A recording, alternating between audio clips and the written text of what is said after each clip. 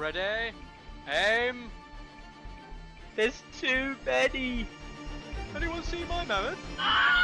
Stubby!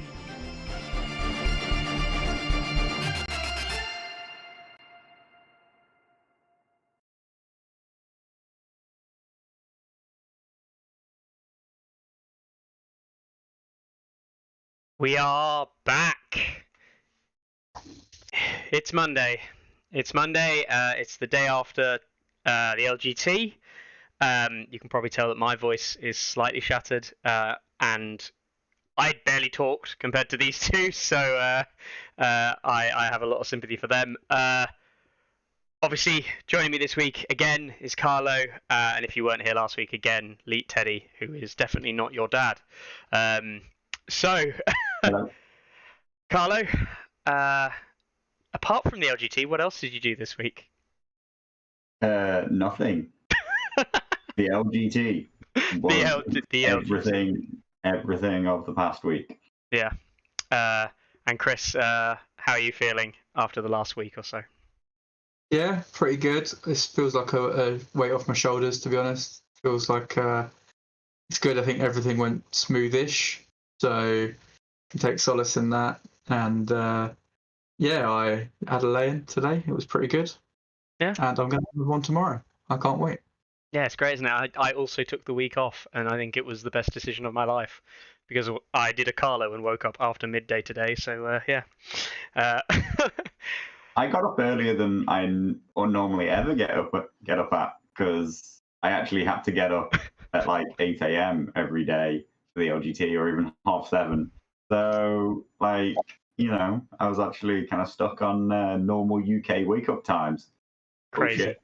Absolutely crazy. The sacrifices I made for the LGT, they're uncountable. I will point this. We were on the way back last night, and it was getting on for like 11 o'clock or so. And Carlo just turned around and said, I think I've got a meeting at like 9 a.m. tomorrow.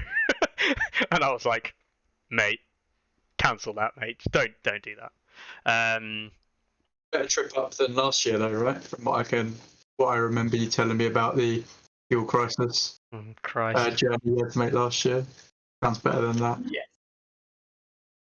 Darryl, Very large improvement. didn't Darryl have his own fuel crisis, from what I could gather? Yeah. Darryl had an electric car fuel crisis. I guess we'll start off by starting where we started last year, and then we'll quickly go through obviously the various parts about the event itself. But yeah, me and Carlo and Dan from our club travelled down on Thursday and stayed in the sketchiest hotel that it is possible that I've ever seen. Yeah, like I actually feel like this place was more like a halfway house for people just after they've come out of prison.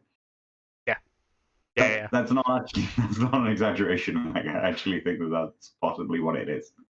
The numbers on the doors were written on in biro and then gone over in crayon and then felt tip over the top of that. Some of them having changed numbers. We first went in, right? We found the number of the rooms we went in. We went up these stairs into a corridor, and the lights just went out, and the three of us were stood in this dark corridor, and we were like, what the fuck is going on? And yeah, it was super sketchy. And then we did not return. No, we didn't. Dan, in case no one heard the story, Dan found a flick knife in our room. That was great.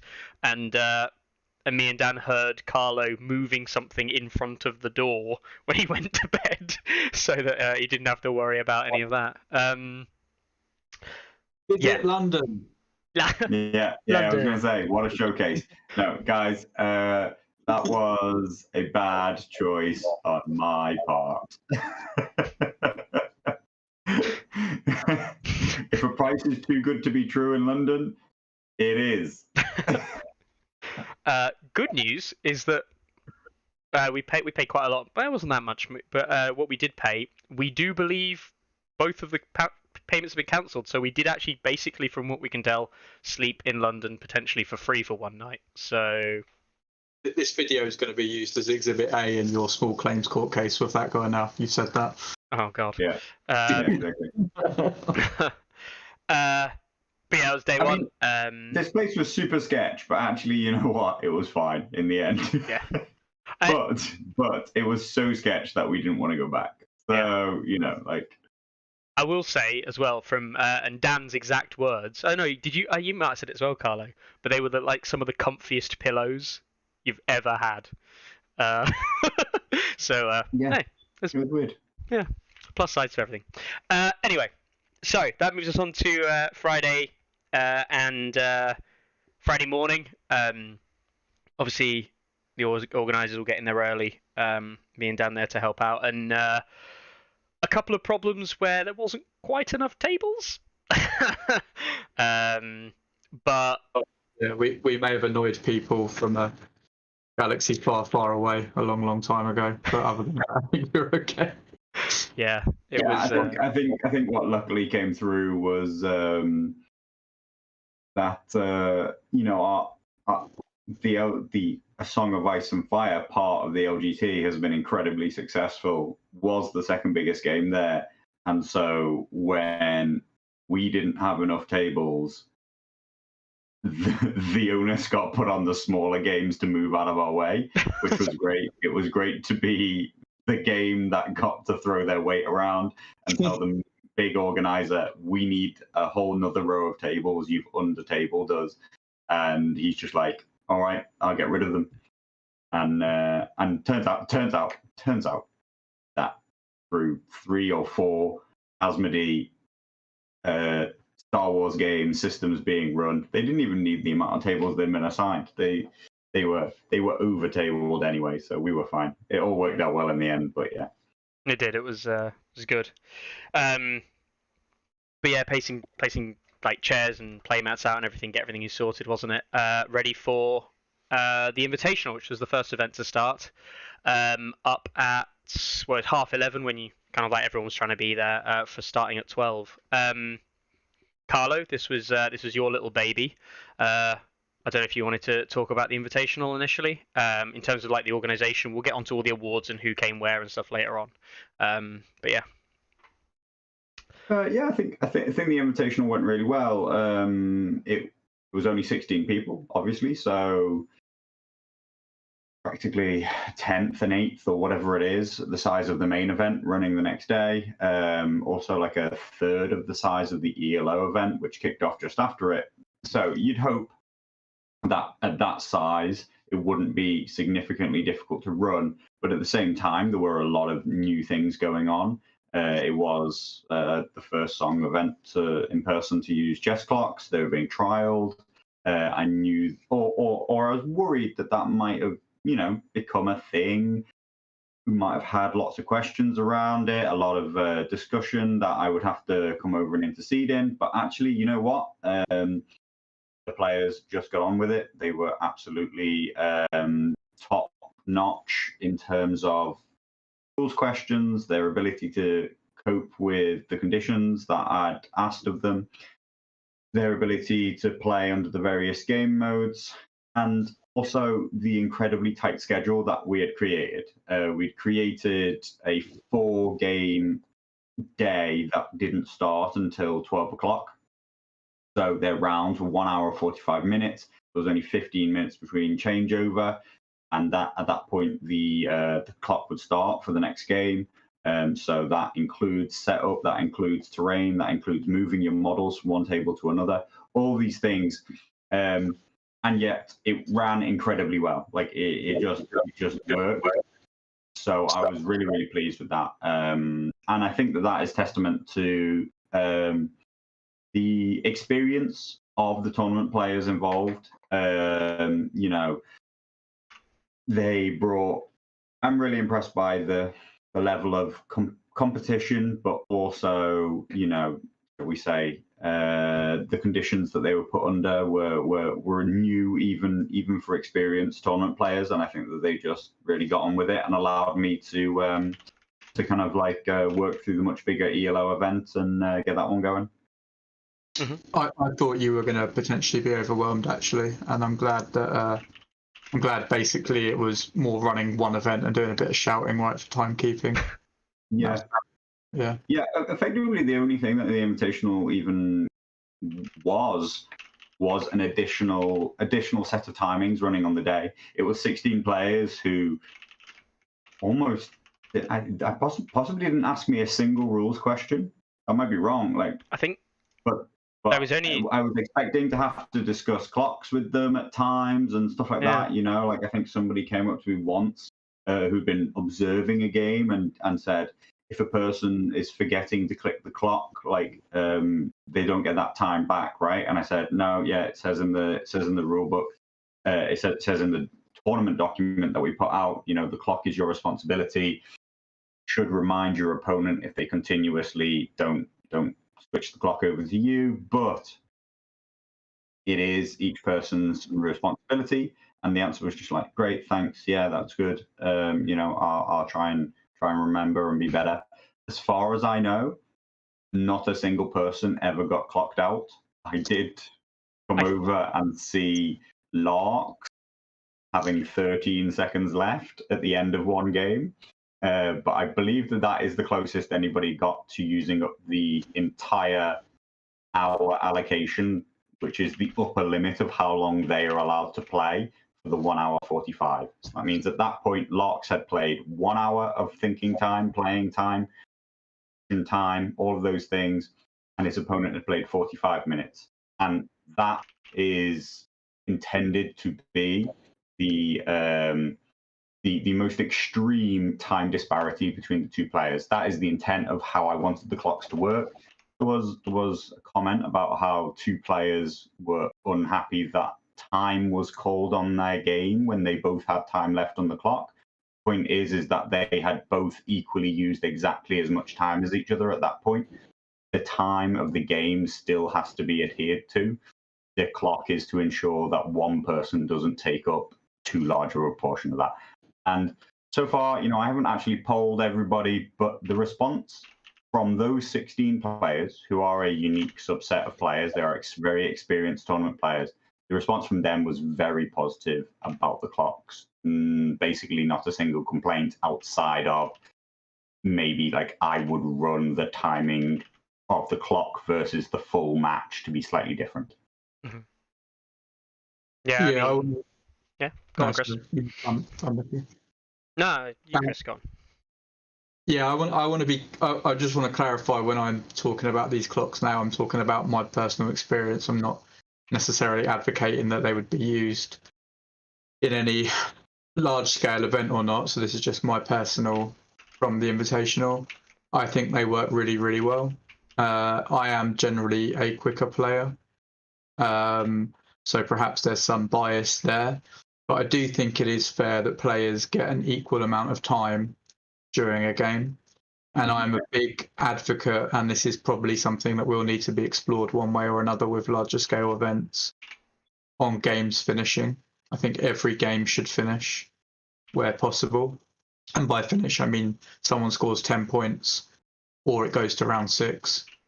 One of those two things should be happening every single game. So I am an advocate of anything that can do that. But yeah, please do take those comments separate from any indication of what may or may not occur at any future large-scale events.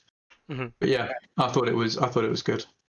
I think that there are a whole load of reasons why, shall we say, like the larger, wider song community kind of like they're not ready for clocks, in my opinion. You know, they may never be ready. The game, it may be found that like wide scale appeal of clocks is not there, and actually that clocks are a turn off for some people. But for the people competing in the Invitational, I think that they were a positive impact.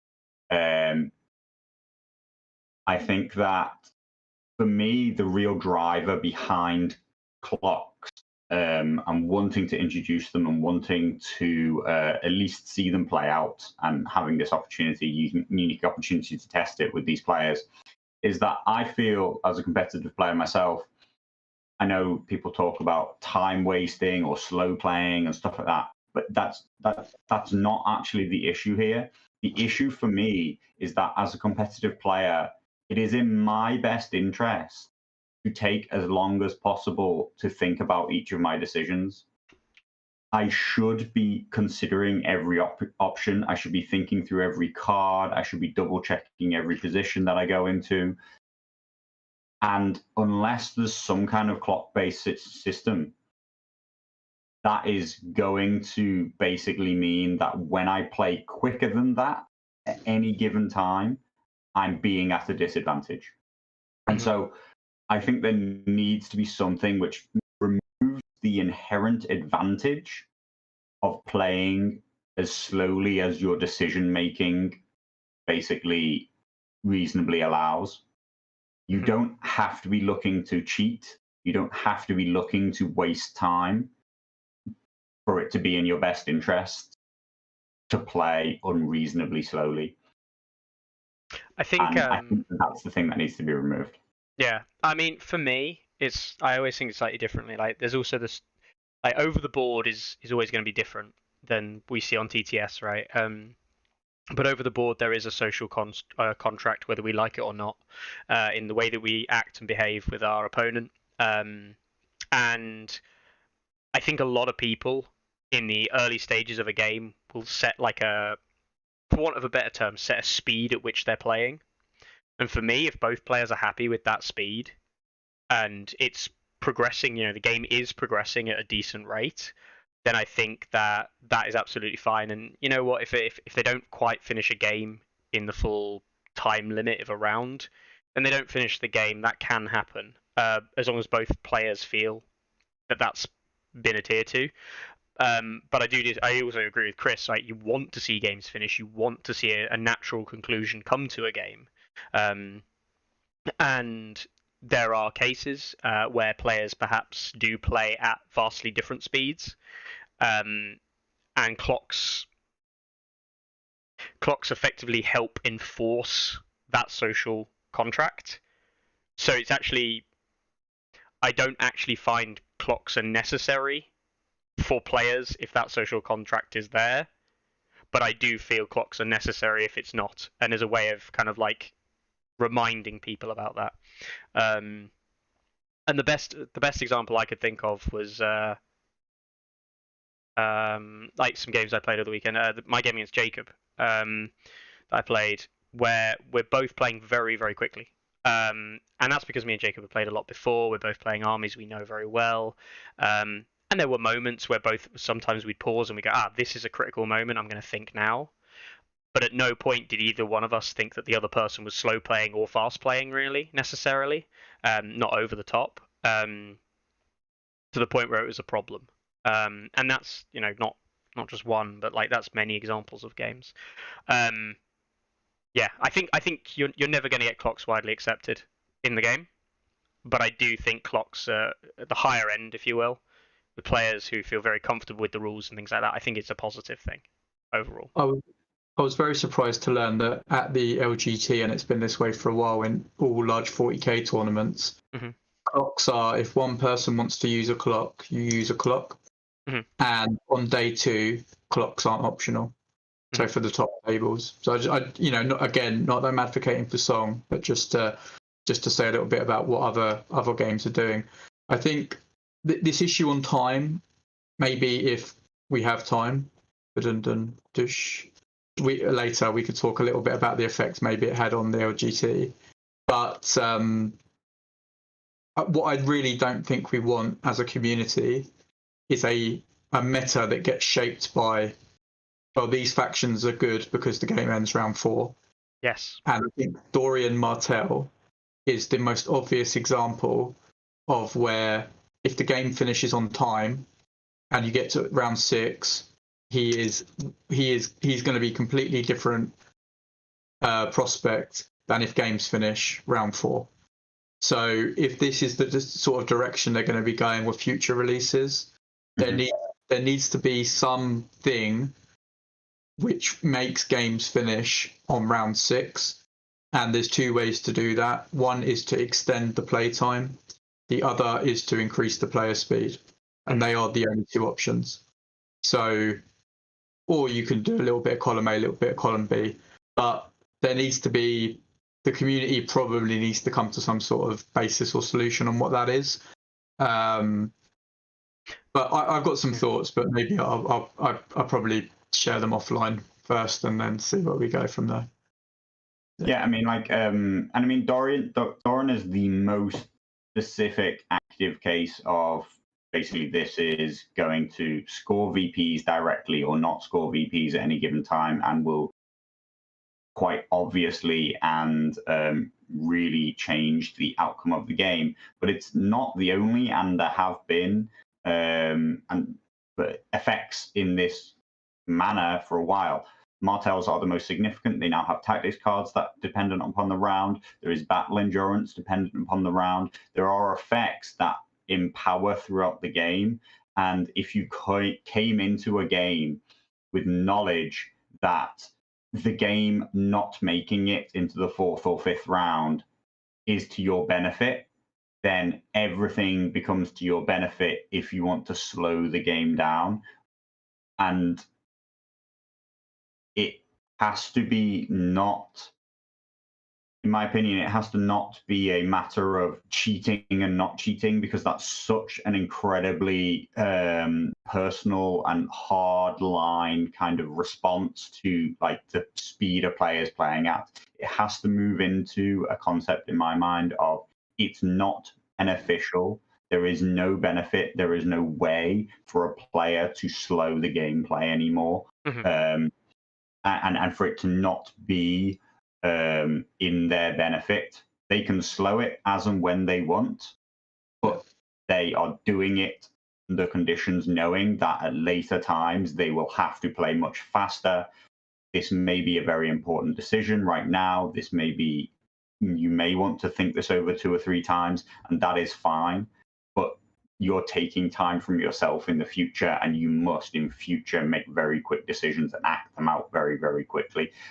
So I think that it's a direction that I've tried to nudge the game along in a direction, and I think that it's a direction that the game will have to take some steps in, as you say. I think. For me, I think that there's a real possibility that it may. I see the most logical and real conclusion that this is heading towards, combined with what Asmodee and Simon Organized Play seem to be pushing for, is possibly a Swiss-based system, which then moves into a clocked top cut. Mm-hmm. Because Simon Asmodee, they seem to be pushing for the national events that they have input into, are going to have a top 8, a top 16 cut, whatever it may be. And I think that it could be realistic and could be the happy medium that those games would be clocked. The issue then would be if you have to broach it, if it has to kind of, what we would have to see is whether or not then suddenly there are things that do well under the clocked conditions, where games are being fully scored, games are going to 10 points, games are going round 6, but they're not doing well in the Swiss, and they find it hard to even get there in the first place because the Swiss games are timing out. But that's a whole different fence that may or may not ever have to be hurdled. But to me, that currently seems like the solution, which is the halfway house, that the widest community, which are just looking to participate in these big events, aren't necessarily wanting there to be clocked on their games. They don't want to be playing clocked-based systems lower down the rankings when they just want to play a social game on the second day. They know that they're not going to win the event. Also, there's the logistical actual problem that if you're going to run, say, a 124-person event, this 128-person, this requires 64 clocks. That now means that players attending events are going to have to own and turn up with clocks. And that's just a barrier to entry, which I don't think we want to put on a person's first tournament, first big event. So I think that there are a whole load of problems with clocking events without serious thought being given to it. But Mm-hmm. I gave serious thought to this one. I thought it was right, and it seems like it was well received, and it was the right event to put clocks on. Yeah, No. I'm in pretty broad agreement with what you've just said. Not that we would necessarily be moving to that again for any events that we may or may not run in the future, but I think there has to be some thought. One thing that I think may come up multiple times, but specifically around this time issue, and might have affected how some people on the top, the thought process that people put into their games on the top table. I think one of the big differences between the LGT last year for Song and the LGT this year for Song is that I think the LGT last year became prestigious afterwards. Mm-hmm. The LGT was prestigious going into it because we had the player numbers, we had the top players in the world coming, partly because of the Invitational, but also because they just wanted to be part of the event because these other top players were involved. So, yeah, that's probably the main difference, and something that would probably need to be thought about going forward if the LGT does continue and there is another event and it does sort of have that same prestige to it. That would be something that has to be factored in decision making, and this is probably one of those key decisions where it would need to be thought about. I guess on clocks, if we're about to move on, I will travel further for a clock tournament, even if someone's holding a one-dayer, just to trial it out and play in it. So normally I would not want to drive for more than an hour and a half each way. But even if it's a one-dayer and it's a chess clock event, I'd consider getting a hotel night for it or something. So, yeah, if you want to run a chess event, do it. You'll have at least one time. I just want to see Chris turn up to a chess event now. Nothing to do with chess clocks, just chess. All right then. And Chris has 2 clocks, so, Chris can supply clocks for 4 people. I unpacking the car yesterday to get my stuff out. I said to Carl, I'll take the tech bag, forgetting that we put all the clocks in the tech bag as well. So I've got a pile of clocks over in the corner of my room, which are not going to help me time Tourney Ground and keep it on schedule. I didn't realise how far behind the North was. If clock goes in the tech bag, what else is in there? Like the pencil. Mate, I've got trays in there, dude. I've literally got trays that you'd have food on. That's the level of tech, That's tech, is it? Yeah. The sharpest rock is a tech that goes in there as well. Oh dear. All right. So that was obviously talking about the organisation and the running of the Invitational. But alongside that, of course, is the ELO. The ELO event, which was incredibly popular last year, is just a laugh almost. People going along playing games and playing to win, obviously, but playing commanders that weren't good, having fun, and more importantly, it's that initial come to the event, get to know people, enjoy some games. Who cares if you win or lose an ELO game? It's all about just enjoying yourself, really, and getting to know community. And was it 40 odd people, 50 people nearly? 44. 44? Yeah. As big as the main GT was last year, and also the biggest side event run at the LGT, bigger than the 40k side event. I think there were multiple 40k side events. It was bigger than any one, 100% bigger than any one single 40k side event. There may have been multiple, but yeah, just amazing, absolutely amazing. Mm-hmm. And yeah, I think that the ELO event worked really, really well. In a number of ways, it worked really well to just get people through the door in on the first day. Get them playing games, interacting with each other. Got lots of people to turn up, even some people who didn't, a number of people arrived not in time for the ELO event.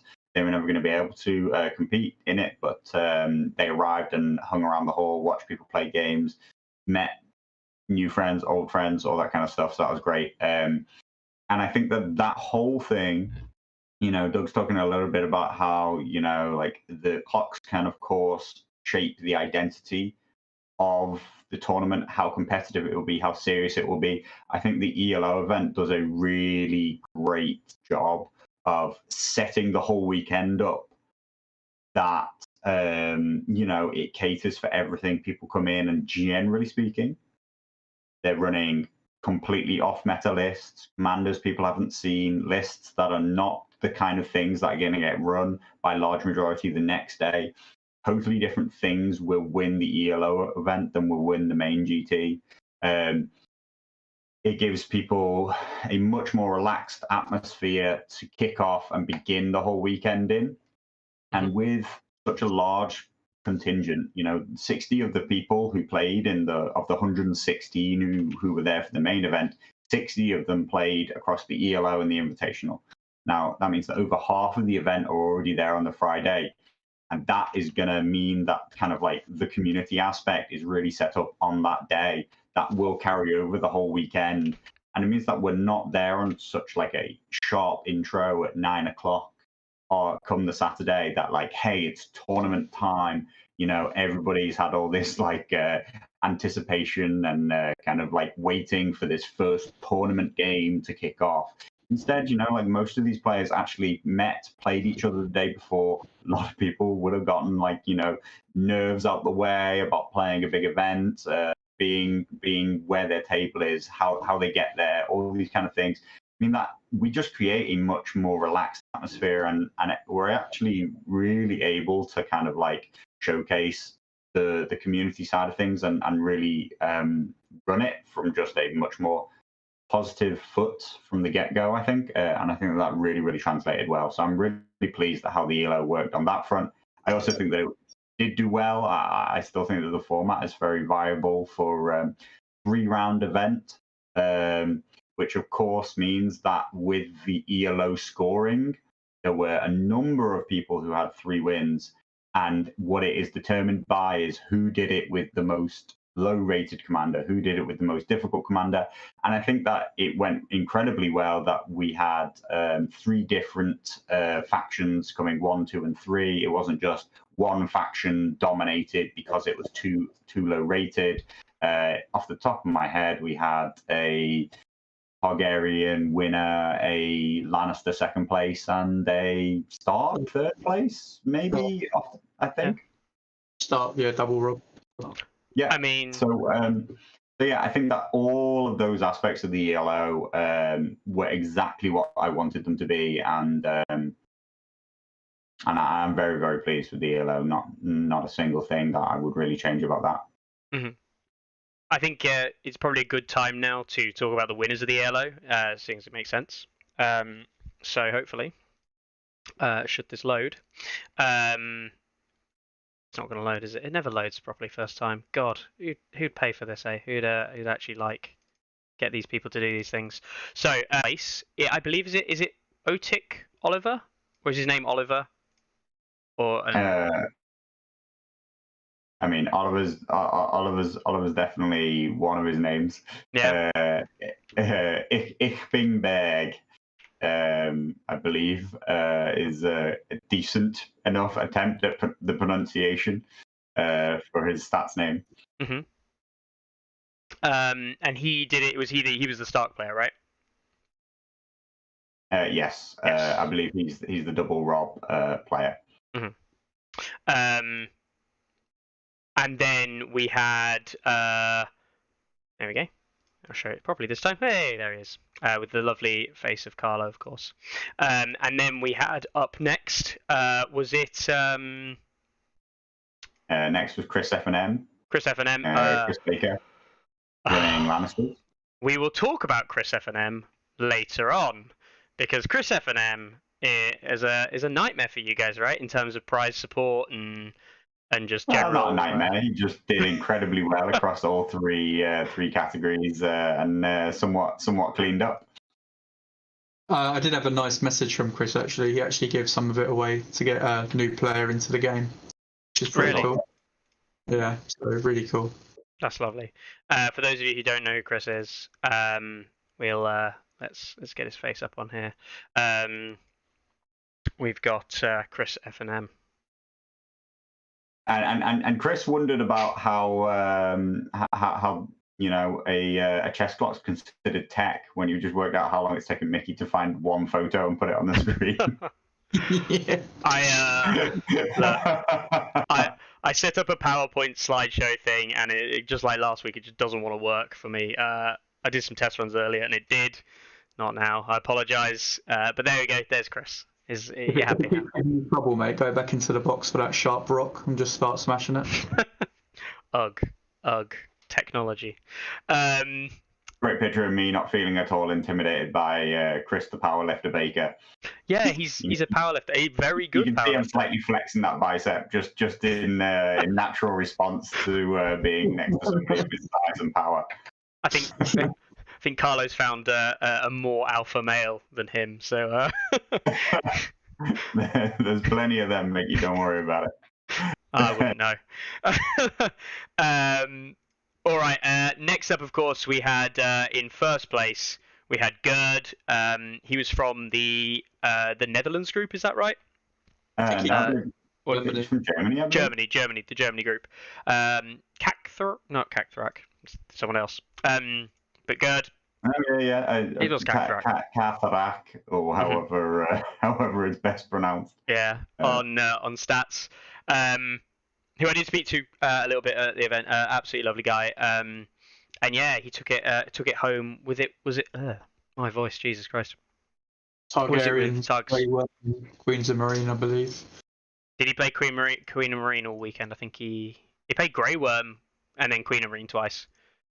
I mean, Carlo, you take Grey Worm to big events, right? Which is super interesting, like it wasn't just like the lowest rated commander being, like abused to win, and it was, taking a commander who he thinks is, underranked at any given time, one that he thinks he can do well with, thinks that he can make lists with, and picking it into the right opponent, the right mode, it seems. And picking up 3 wins and scoring more than 3 tournament points in each of those games. I think that I do think that people sometimes get the wrong idea about ELO. They literally just go right to the bottom of the rankings, pick literally the lowest rated commander, and then they're surprised when they can't win with it, or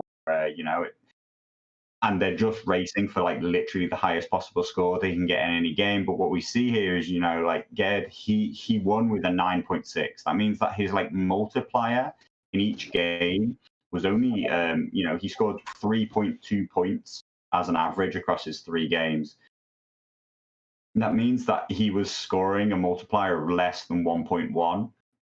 He was slightly favored into all of his games. He was the slightly less favorite player in terms of ranking matchup for the commanders in every single game, but it wasn't wildly different.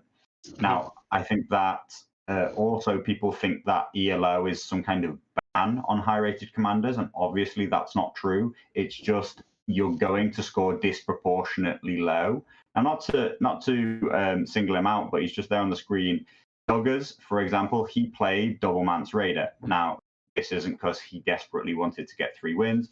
To make things clear, Duggars had not actually intended to play in the ELO event. He ran the lists that he brought for the GT into the ELO because he was there, and I effectively convinced him, why not play? You're here.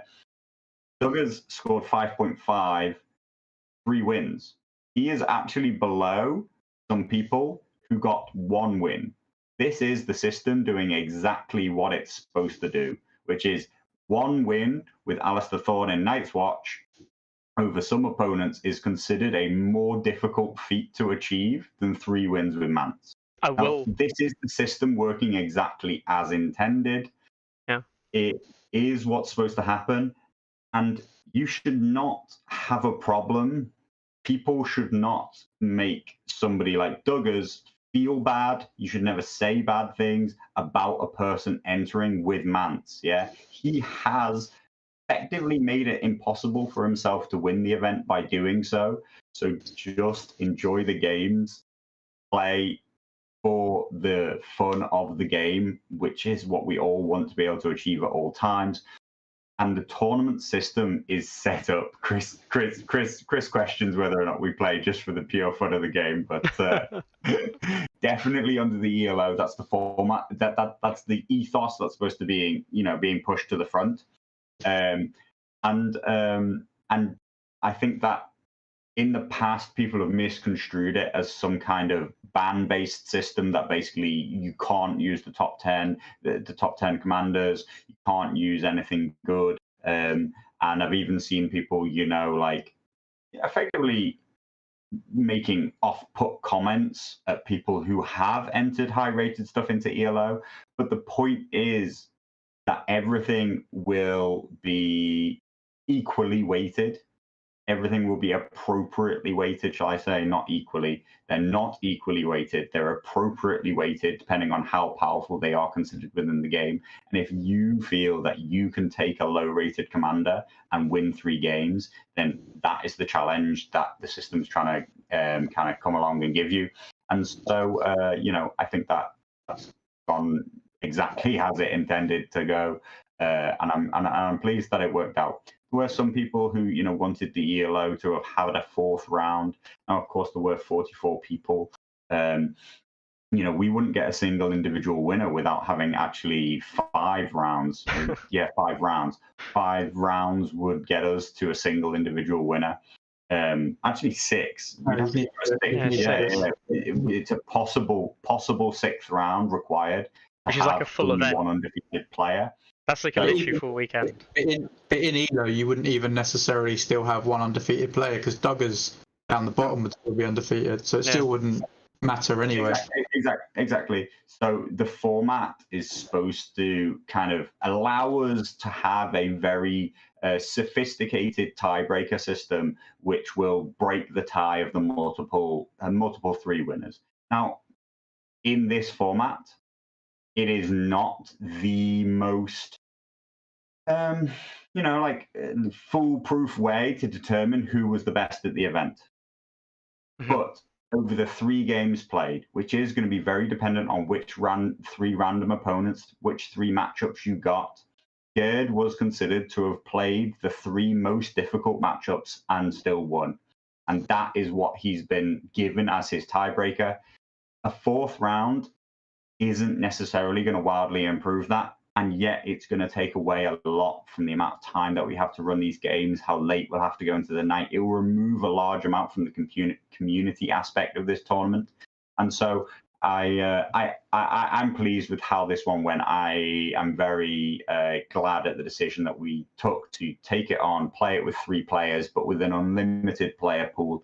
And we did get, a player who is the single highest standing tournament points with nobody else on a similar tournament point through this system. And I'd run it again with no real changes. Whether or not it would get 100 entrants next time, who knows? That would be great. I think that taking away from the exact format and the argument of exactly the right amount of games you need for the right amount of players or anything, I think it is important just to reiterate what you said around this event forms part of the wider LGT song package. And really, it's really there for 3 reasons. One is it's a value add. So instead of £40 for 2 days, it's £50 for 3, and you get a free drink. The free drink leads into the next part, which is like it's a community get together and meet up. So, you're getting a free beer, which is basically half the ticket price gone instantly. And the other thing is just a pacing issue. If you go to 4 games, you're now talking about everyone playing 11 games over the weekend. So really it's how important is it to get that extra game in versus the negative effects of what it has on like the overall package and how many people would it put off and everything like that. But really last year we only really did it to have something for the people that were traveling a long distance, to give them something to do. And it just, because it proved so popular, it's kind of spiraled into, well, it's mad to say, but like probably the 5th largest ever A Song of Ice and Fire tournament. So, it's absolutely crazy, but we're glad that people really want to take it seriously and stuff. But if you look at it more at like the overall package of the weekend, it's got like a slightly different role, while also giving people an opportunity to play with different stuff. Yeah. Yeah, I mean the reason why these Friday events exist are because effectively we're able to gain access to those tables and sell that ticket at a really good price, because we're not basically giving required to give such a huge amount of that ticket price to the LGT. The Friday event and the hall space, is already rolled into the full complete price of what it costs to run the LGT at the highest level, not even at the song level, at the top 40k multi-system level. So we feel that if we can get people through the door and people want to come to that Friday, then why not celebrate song and play song for 3 days? But at the same time, very much don't want to make it excludatory to anybody who can't make the 3-day event, doesn't want to play the 3-day event. So making it a side event, which we can really just try and have fun with, really explore things like with the Invitational. I think is all positive aspects that we can kind of do for the game. Yeah, I agree. Any last comments on the ELO? Obviously, a great event that people really enjoyed. Happy to move on, I guess. Yeah, I did make a little video on how the scoring works. Oh yeah. It will probably get improved by someone who can put videos together better. If you want to run your own events, it's really simple and easy to do. Give it a go. Or don't. It's up to you. Yeah, I think. I mean, I really do understand. I find this really, really funny, actually. People are really, really obsessed with wanting to know the real specifics of like exactly how ELO is scored, how many points they'll get, etc., etc., etc. And yeah, I actually find that the majority of these people don't actually know how a normal tournament is scored or paired. And yet they think that it's really essential that they know the exact scoring behind an ELO point. But that's kind of why I'm never there giving a good enough explanation. I think that you should just play a commander you enjoy and see what happens. Learn by doing, guys. Enter an ELO event and see and have some fun, and you won't really mind what score you get. Yeah. All right then. We will move on. And we will talk. About the Invitational, right? We talked about chess clocks and stuff previously, but the actual invitation itself was the first event to end was, of course, the ELO. The Invitational went slightly longer, effectively, because of the games being played, and 4 rounds, top 16 players from your invite list, Carlo, and obviously you talked about the organisation previously with clocks. The event itself, going into it, how were you feeling as a TO? And then obviously I get Chris's opinion as a player. But yeah. So the Invitational is also the first event on the site that's ever used. It's actually been available for people to use for a little while, but I've never really bothered to announce its arrival. It's the first event that used the system's new top cut system, which I implemented. So I was a tiny bit nervous that I hadn't done quite as much testing as I'd really wanted to do, that suddenly it was all going to fall apart, which incidentally, actually, the ELO tournament last year at the Invitational did slightly go a bit wrong on the very first round, if you remember, because I stupidly let Mickey create the tournament. So, of course, he managed to mess it up quite badly. Totally blame me and not the site. No, yeah, because you built a tournament and didn't make it an ELO tournament. It was 100% your problem. Oh, was it? Oh, I didn't realise at the time. Oh, God. So, how I remember that. Yeah, so the very first round actually wasn't an ELO tournament, if you remember last time. The 2 rounds that preceded it were. So That's it was right. Holy the world's one and only semi-ELO hybrid tournament. Non-hybrid tournament. Yeah, the one and only, the one and done. Chris leaked Teddy Eustace, of course, the only person to ever win a tournament under that hybrid format. So the Invitational was the Hello. first time that the top cut tournament knockout bracket had ever been used. I actually implemented it at request of the French national organizers because they, Asmodee, Simon have been mandating that there must be a top cut in the national tournaments that are being run.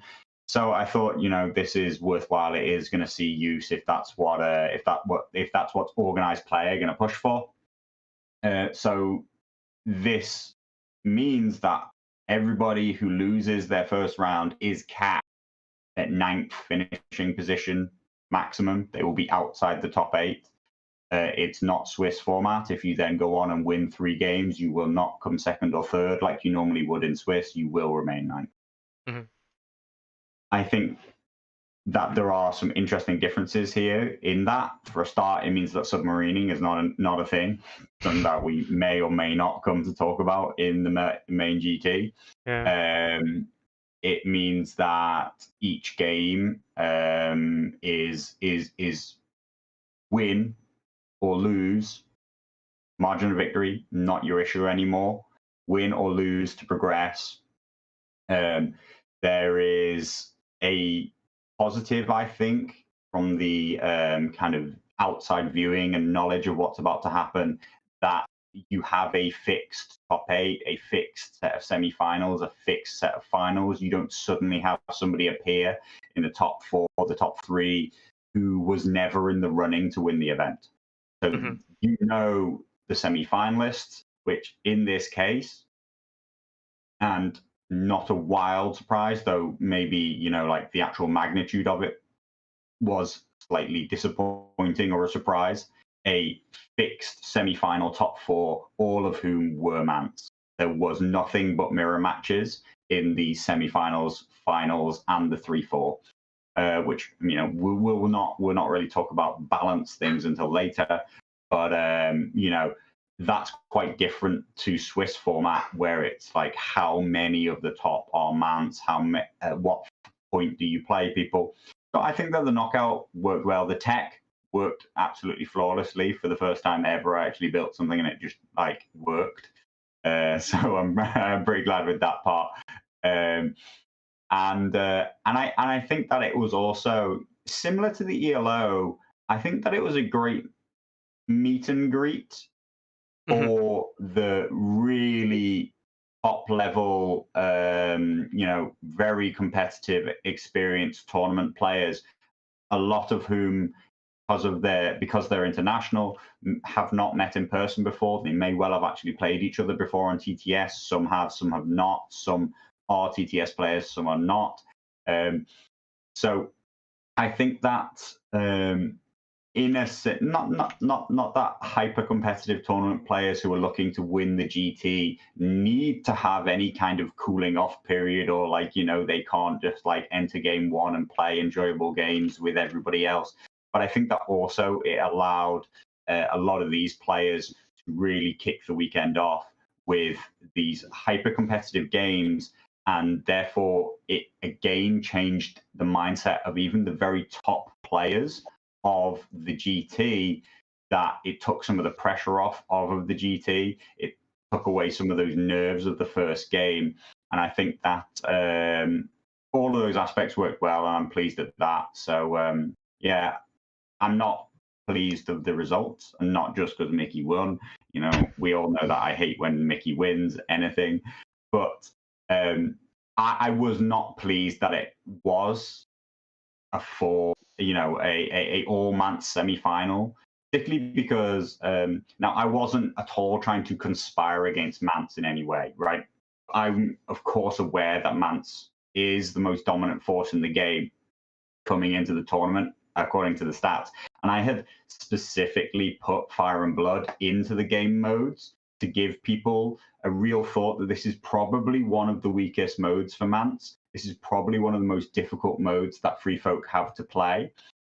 And unfortunately, the majority of free folk players, all the free folk players looking to win, only had to play Mance mirror matches into Fire and Blood, or at least free folk mirror matches. So that kind of like design that this wouldn't be a Mance dominated tournament. I had curated, shall we say, the game modes to hopefully give other other factions a better chance, a fighting chance into what is, I think, the best list in the game. Unfortunately, that all came not true because the free folk didn't actually have to play anybody but free folk in that, and their weakest mode was against themselves. You'll see that, Masara, who got himself not in the top 4 and had to play a non-free folk mirror, of course, then lost that game mode and then ended up losing all the games afterwards. So I think that, Mance won. Not a big surprise. Little bit disappointed that 4 Mance players made up the entire semi-final. Yeah. I'll share my opinions on it in a minute. But how did it feel as players? I mean, we'll come on to Mickey can tell you how he masterfully won, and Chris can tell you how he masterfully didn't quite pilot this targ list that he just picked up and made up on the day before the lock-in. It didn't quite fare him that well. I mean, we'll go to Chris first, not for anything like that, but purely just from experience, right, Chris? What was it like for you? The good news is I got my first 2 targ wings in about 3 months at the Invitational. The wrong end of the tournament. Hang on, was it also your first 2 targ games? No, I'd had about. I think I've had about 6 games in the last 3 months with targs. That might be right. Mm-hmm. Yeah, there's a bit of bad luck. Game 1, not to take anything away from Taro. It probably wouldn't have been that disaster that's on the board if an early charge didn't go as badly as it did. But it was really good. I think I really enjoyed the format. I would definitely, if I qualified, play in something similar again. I don't necessarily think the decision to go targs was wrong, because I think one of the big stories from the GT is actually how the Night's Watch performed. And I think that's like a whole big topic of conversation that maybe we get to, maybe we don't. I do think that the Night's Watch into Mance is a really difficult matchup now with Varamir. And I do think that if Drogo rolls well, he can beat anyone on the day. So, maybe it's maybe it's not a good tactic if you need to win 4 games in a row, but ultimately, if I wasn't going to go Mance, which I wasn't going to do, I mean, I have access to the models, but I've got the models, but I wouldn't. I just didn't want to play them. So if I wasn't going to do that, your options are really limited. It's basically either Barra, Targs, or Night's Watch, I would say, really, if you got your best bets. So what about those Adam Lannisters, Adam Marbrand Lannisters that are supposed to be so dominant and we're going to completely crush the tournament? I just don't see it. I didn't see it going in. I just didn't see, I don't get it. Spoiler alert, that one didn't materialize, guys. I mean, obviously, Chris, you still got to play against some of the great players, right? Taro first round, Peter in the second round, Eckold, Titus in round 3, and Joran in round 4. The most important thing, did you enjoy the games? Yeah, 100%. Loved the format. Would 100% play again if I qualified. All the opponents were great. I've said 1,000 times now that the Song community is still small enough that no one really wants to be that guy. And I don't think it's even a facade. I think for the most part, yeah, Carlo obviously, but he wasn't playing. For the most part, I think people are good and they're playing in the spirit of the game. I do like what Clock's brought to the event. I think for the level of player that you are trying to attract, something like the Invitational, adding that new element on of a clock shouldn't be a hardship, because the players that you're inviting to these events should have an idea of what the top meta stuff does. They shouldn't need to be double checking, could you tell me what Wildling Diplomacy does, for example. You should just kind of know. and really you should just be able to get on with the games and get things done. So yeah, really, really fun format. I would definitely play in it again. I don't think I would want to play in an event like that again when I had other responsibilities, because I think that kind of may have hurt, again, not to take anything away from any of the people that beat me. But yeah, I definitely, I love the idea of it, and I think it's a concept that Song should continue with, regardless of whether I qualify for future events or not.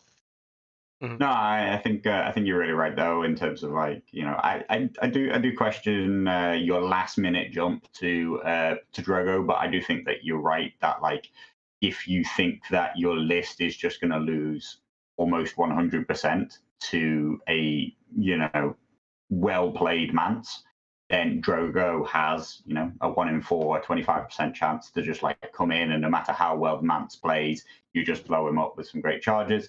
So I think that, yeah, you know, you took on that choice and stuck with it. So I think that's good. But I do really agree that like that's kind of like the takeaway that I had coming out of US Nationals was that I had gone into the whole event with loads of other things on my mind. You know, like I hadn't really been preparing for that event as a Song event. I'd been traveling, I had been in places, and in the same way that you were preparing for the LGT much more as a TO, much more of the build up, that I think that is very, very detracting to then suddenly be able to switch it on, play hyper competitive against some of the best players in the world. Any slip up is going to cost you. Any mental like lack of preparation for a game is going to cost you, and I think we'll find out whether or not you can really turn it on when we travel over to the French Nationals, shall we see? Yeah. I'm looking forward to France, but that's a topic for another day, I think. I agree. You talk about the mental game, right? And I don't know. It sounds like in post, it sounds like, oh, whatever, you're just making shit up. But like on the day, as Carlo actually knows, on the travel down to London, we were worrying about the accommodation and some issues that we'd had, like we said earlier.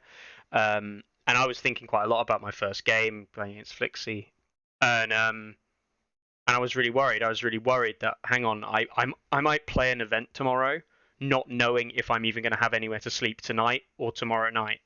And hey, all credit to Carlo, like he didn't realize it at the time, I think, but I was, you know, I'd said a couple of things about the accommodation, and he simply said, "Don't worry about it, we'll be fine." And him saying that just kind of put it at ease. It put it to the side, and I just kind of went, "Okay." He said it's going to be fine. It will be fine.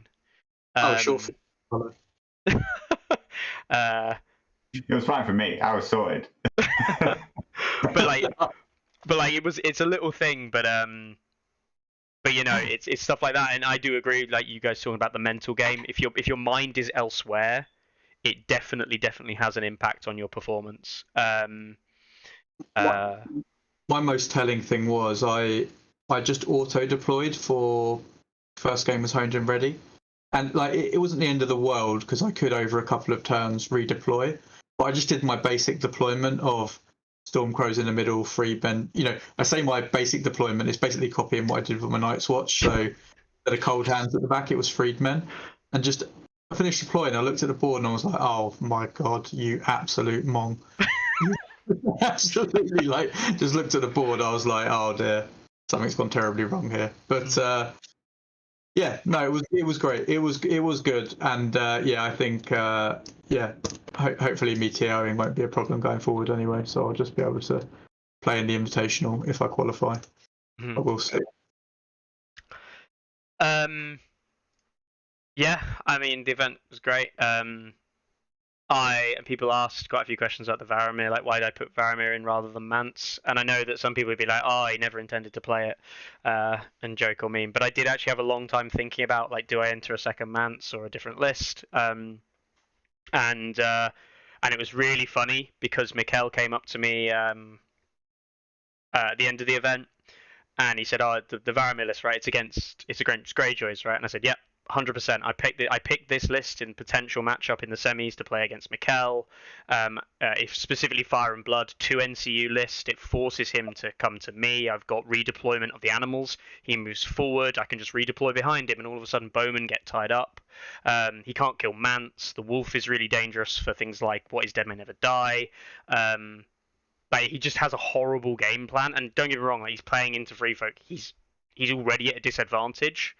Like a massive one, but like Mikel just straight up said, I don't want to play against that list. It's not pleasant. That's why he threw his quarterfinal, so he didn't have to play that semi. Yeah, and well, this is the thing, right? It turns out I played against played Yoran in Hone and Ready, which was a great game, and then I played a Free Folk Mirror, and I believe that, in my opinion, those other Free Folk players are not as good in the Free Folk Mirror as other players that I played against or myself. So I just went, sod it, I'll take the Mirror. And yeah, the two polls were they were hard thought games. Like, you had to think about them, but they ended up being very simply executed, crushing wins over the two, Frioku and Sławek. The Sławek game, I believe, is on the NRG stream if anyone does want to watch it. And then into Jacob, and the Jacob game was, I'll be honest with you, I didn't set out to win the invitation. I set away to do well. And when I knew I was playing Jacob in the final, it's nice to win, but I don't really care who wins or loses that game that much. Me and Jacob have played this Mance Mirror like time and time again. You face said otherwise, Mickey. I mean, that's more like relief, right? But we've played this matchup time and time again, and Jacob's a great guy. We're running basically, like, literally the same list, basically. And Jacob always says it. And so, yeah, it came down to who performed better, and Jacob took an early lead. He made a couple of mistakes I was able to capitalize on, and I was losing, like, the whole game, right? I was losing. I was behind the whole game until the last round. And look at the last round if you want to on stream and things. I've got less activations on the board than him to start the round with, all these kind of things. But, cards are good. I played my cards at the right time, and it ended up being a swing to my way. Yeah, I mean, it was a great game. I really enjoyed it. And,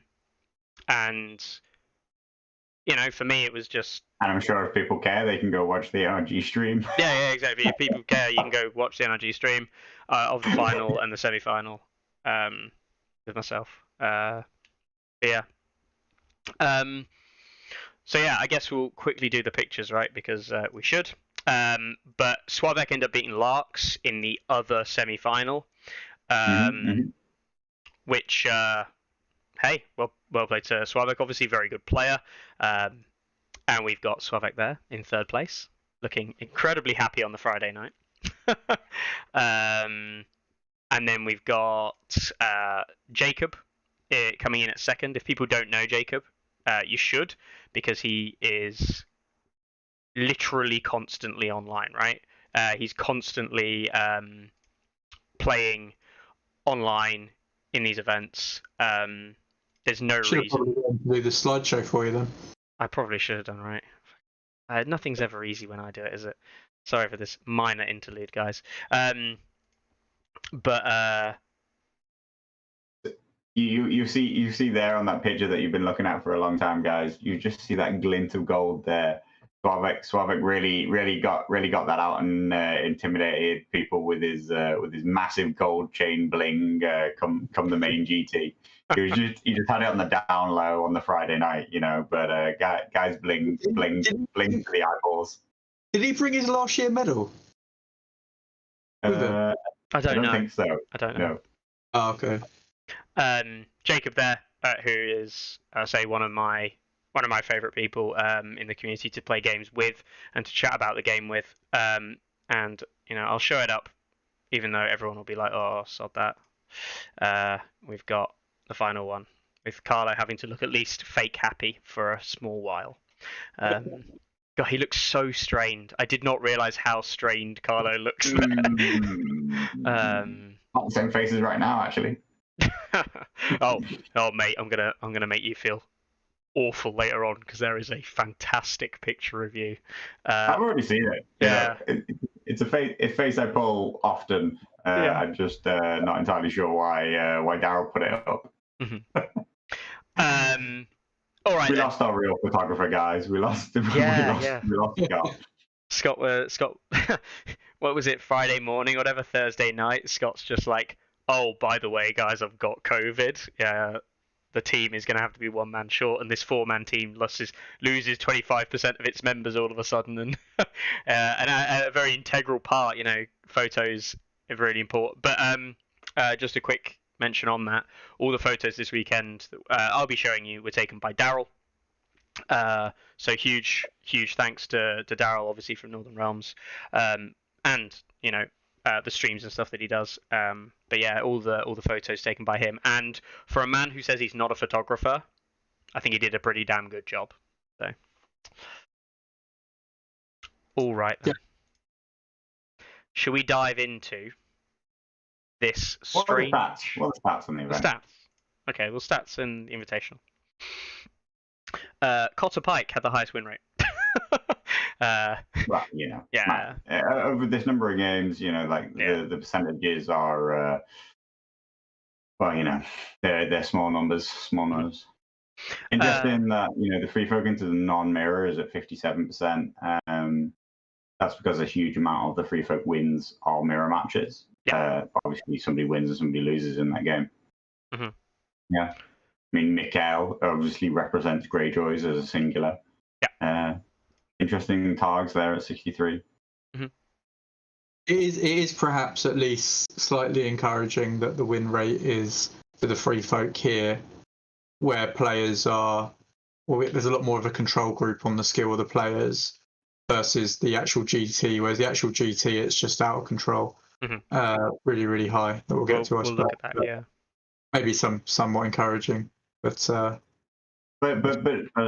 think that it's an interesting thing about people sometimes think something about the stats. That even over this number, 14 games don't really mean a huge amount. Statistically speaking, free folk won 50%, 57% of their games where they played into something that was not free folk. Greyjoys technically won a higher percentage of their games where they played against non-Greyjoys, non-mirrors.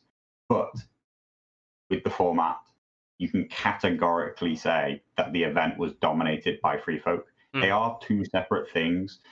We're looking at across the board huge numbers of results which go into making the monthly stats, the seasonal stats, the ELO rankings. What creates our power rankings is thousands and thousands and thousands of data points. What determines whether or not a 16-player tournament is dominated by a faction depends on how many people picked it and who was playing them. Here we see Mikhail making it look like Greyjoys are dominant, something that he's been doing for the past year. Yep. Mikhail has been making Greyjoys look dominant, being the world's #1 player while being a Greyjoy main. But across everybody who plays, you start to see that that's not actually really a reality and a truth. There are very distinct advantages which are playing out in Mance's favor, and they're very much actually you're up against it when you play Greyjoys. On any given day, though, on any given game, a really great player can take Greyjoys to 6th place, even though it's in an incredibly tough field. Mm-hmm. Yeah, I played Mikhail a lot. Mikhail's obviously a great guy. We'll talk about the various different players and stuff later on. And it's a given, as Carla said to me yesterday. Everyone's a great guy at this event, pretty much. So if I say that, it's just because I'm saying it because I say it. Everybody at the event is fantastic, which we'll come on to later on anyway. But yeah, Mikhail's a great player as well, which is the important thing. He's a very good player, and him coming 5th in this event is not some kind of indicator that he's like, oh, he's not as good as these other guys. I mean, I'm of the opinion that, you know, you look at the vast majority of those, certainly top 5 players there that we see who play either online a lot, play internationally a lot, or have a lot of experience in events. I'm of the opinion that those top 5 are some of the best 5 players in the world across the game, regardless of what factions you give them. You know, we saw Swavik last year in the LGT. We've seen Larks do countless things as Larks does. We've seen Mikkel with his Greyjoys. To Jacob, who plays countless different factions. I've always played Free Folk, which is unfortunate, I guess, because Free Folk have always been strong. Which, you know, we'll come on to next week, maybe. But yeah, I genuinely think that these players are fantastic at the game, and you know, all of the top 16 here are very, very, very damn good at playing the game. So, all right, should we move on to the LGT as a main? Yep. Cool. The LGT. It's a pretty big event. It was.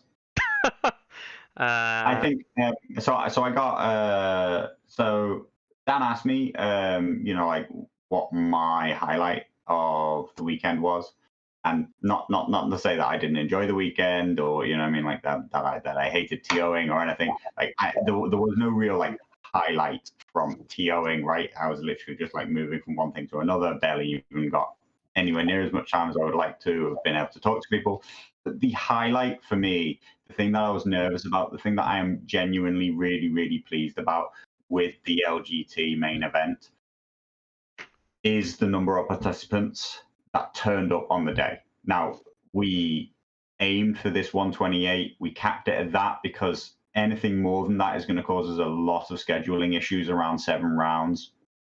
You know, going more than 7 rounds, that was already, you know, a push to get that 7, to get people to be able to travel home on the Sunday. I think that we knew there is always going to be an amount of dropouts when we fix our limit at 128, but we can't oversell too much because if 129 turn up on the day, we're in for an absolute nightmare, right? Like it's going to be a real problem. And I was surprised and really, really happy that we ended up with 116 attending the event, playing the event. The one minor issue was, well, I guess technically we actually sort of had 115 players in a way. Steve Gage there, he had to leave on the Sunday, and actually, oddly enough, Dean Rothwell, he was there on the Friday, and he was for the ELO, and he was there on the Sunday for the last 3 games, but he was unable to make the Saturday. So we actually had 115 players at any given time, but 116 different people played in the LGT main of the 128 tickets that were sold. And that is a much, much higher proportion of people turning up than I really had actually hoped for. I was just hopeful that we would stay above 110. I was hopeful that we would, you know, I was desperately praying that we'd beat the 100 mark because that just feels like a really, you know, momentous occasion. And anything greater than 100 makes us, you know, the biggest tournament that's ever run. Not that it matters in such a huge way, but I think that it really, you know, showed and set a new standard that we can all try and aim for. Now it's not like, can you make a 128 bracket? It's, can you make a 256? Can you make it worthwhile playing beyond 7 rounds? And that for me was the thing that I was really pleased about. Obviously, I really hoped everybody would enjoy all their games, hoped that, you know, it went well on the day, and I don't think there are any major issues. But really, the number of people who turned up was what I was pleased about. Yeah. There's so first of all, that wasn't easy. Selling the 128 tickets, or slightly over, 128 tickets was easier than getting 116 people to turn up. Mhm. And what I mean by that is the amount of time it takes to manage, build a waiting list, keep demand strong, manage people that can't come. All of this stuff is very difficult. And I only really raise it just because if people haven't done large events before, it's something you do need to keep on top of. Otherwise, you will see huge amounts of dropouts on the day, which obviously is not desirable. So it is very, very difficult to achieve. I think the one thing I would like to say around the number of people that did turn up, we are talking about 150% increase pretty much over last year. Nearly triple, right? Nearly triple. That's absolutely mental. It's very hard to tell when the total number goes up because it kind of dilutes everyone. I mean, I probably could find out, but I'm not gonna sit down and work it out. But the player retention from last year seemed incredibly strong. I would hesitate a guess of at least 30 of last year's 44 players came back, and I would gun to head time, so it was probably a bit more than that. I think it was So you will always closer get to 35. Yeah. It was very, very, very high. So obviously we're glad everyone had a good time last year. Hopefully they had a good time this year, and will be available to support the event wherever it takes place, if it's part of the LGT or not, or whatever it is, whatever the flagship UK song event is next year. We hope people are willing to sort of rally behind it, and we will be there one way or another. Mm-hmm. Sure. But yeah, awesome. Awesome, and just thanks for coming, and especially everyone who travelled. Absolutely mental. Mm-hmm. We'll get onto community later on. And by that I mean the players, but of course it wasn't just the LGT, right? And we'll talk about the results, we'll talk about the stats in a minute. But a big part of any song event, especially for ourselves, we'll just move on to the next segment straight away, right?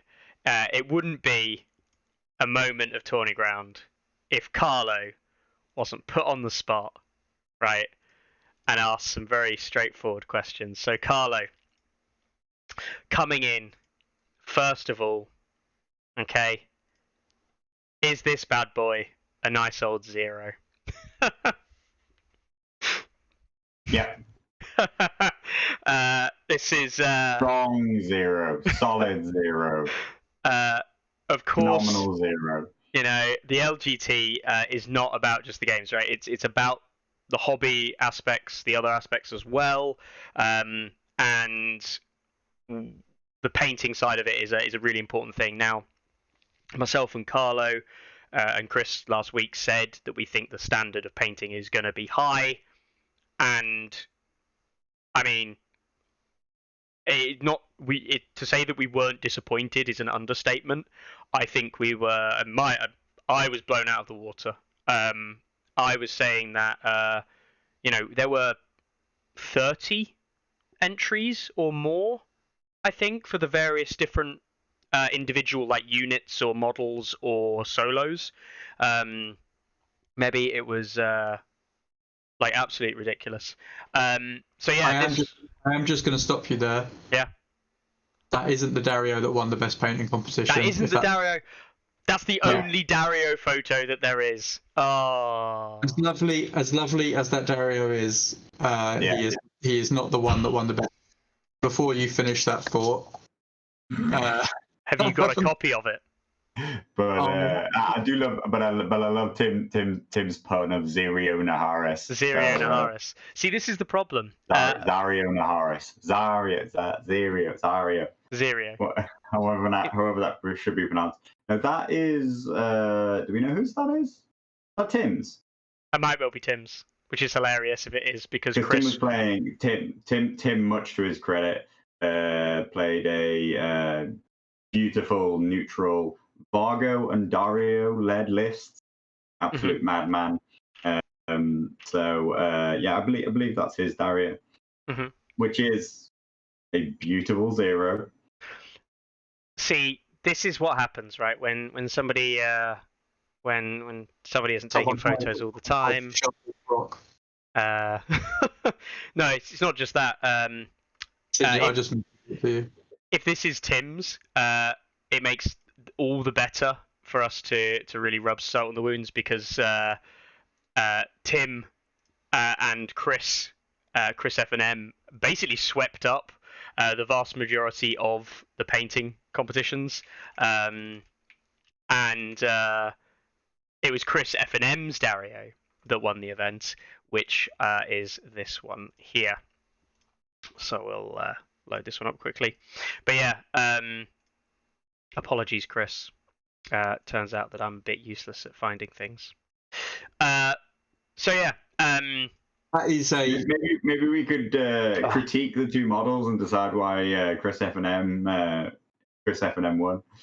I do actually think this is a really, really beautiful model, but when it comes up, I think, as my much less trained eye, I think that Chris's wins, because it this kind of distance from this camera, at least, and kind of the distance that people were looking at, Chris F&M's is going to pop quite a lot more. It's quite a lot brighter, and I think that that's probably really one of the things that, amongst such a strong field, there were a good 20, 30 beautifully painted miniatures, 20 odd beautifully painted units, another 20 odd beautifully painted solos, people entering various amounts of categories, huge amount of people entered. See that the whole model just catches your eye that bit faster because of how bright it is. Not to say that it's not necessarily the highest, like in any given aspect. Tim may well tell you that Chris's is the better quality paint job, but I think that they're both beautiful, they're both brilliant, they're both worthy winners. Both identical models. Chris's just catches the eye that bit quicker, thanks to the kind of brightness and color choices going on. So he's gone for a slightly off realistic tone to everything. I think that I won't go as far as to say cartoony. It kind of sits in the middle. Talking about Tim a lot. Like, this isn't his Golden Company neutral stuff was absolutely phenomenal. We'll see that in a minute. Was absolutely beautiful. But we had a really tough. I can't speak for Duncan. Well, actually, I can a little bit, because he did say everything was pretty amazing, and he had a hard choice. That's me paraphrasing what he said. Mm-hmm. But when me and Carlo were picking nominations for Best Army, really difficult to narrow it to 8. So a lot of hard choices being made. But yeah, I can confirm this is the Dario that won. So for Tim's benefit, this one right here, this is a Zero Naharis, and this one is a Duncan approved Naharis. Sorry about that, Tim. Dario. Cool. Yeah. So well done to Chris for that. Absolutely lovely model.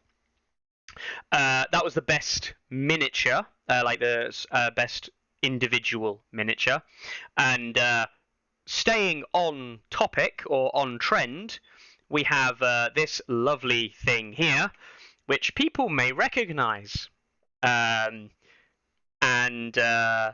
this is a lovely painted Knights of Castle Rock unit that Carlo, did we see this like nearly a year ago now? I think he'd sent this around. I can't remember if he'd sent this through to us a long time ago or if it appeared like. This is Chris F&M's Knights of Castle Rock. Yeah, I definitely saw them quite a long time ago. I don't know if maybe it's just a better angle, maybe it's just a different angle. There are so many details in this unit. There is so much individuality that I do think that actually the unit will look completely different depending on what angle you see it at.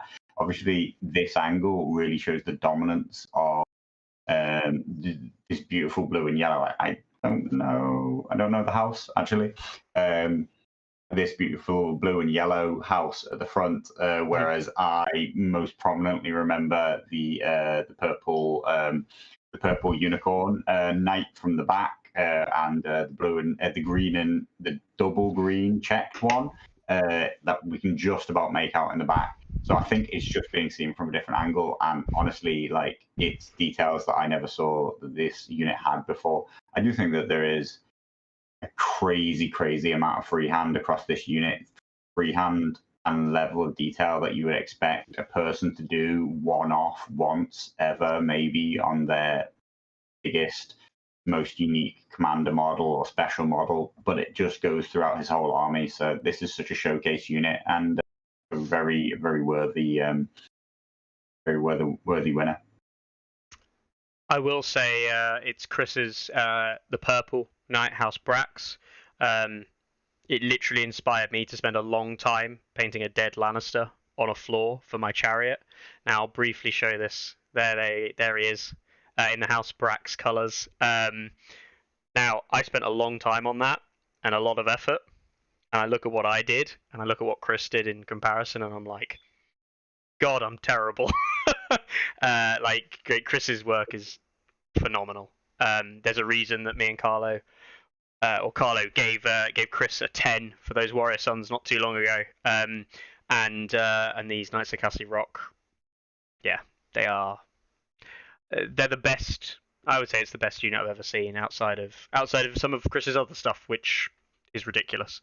I was surprised he didn't put in his Warrior Sons, but I mean, you're arguing. You know, it doesn't matter. At that point, it's personal preference, right? Like, you know, like, and I think he made the right choice because I think that the knights and their many colors, the many different things that you start to see as you get closer, they catch the eye faster. They really draw you in. Whereas I think that to see the full depth and beauty of the Warrior Sons, you have to spend such a long amount of time looking at the Warrior Sons. Like, you're still finding things out later and later.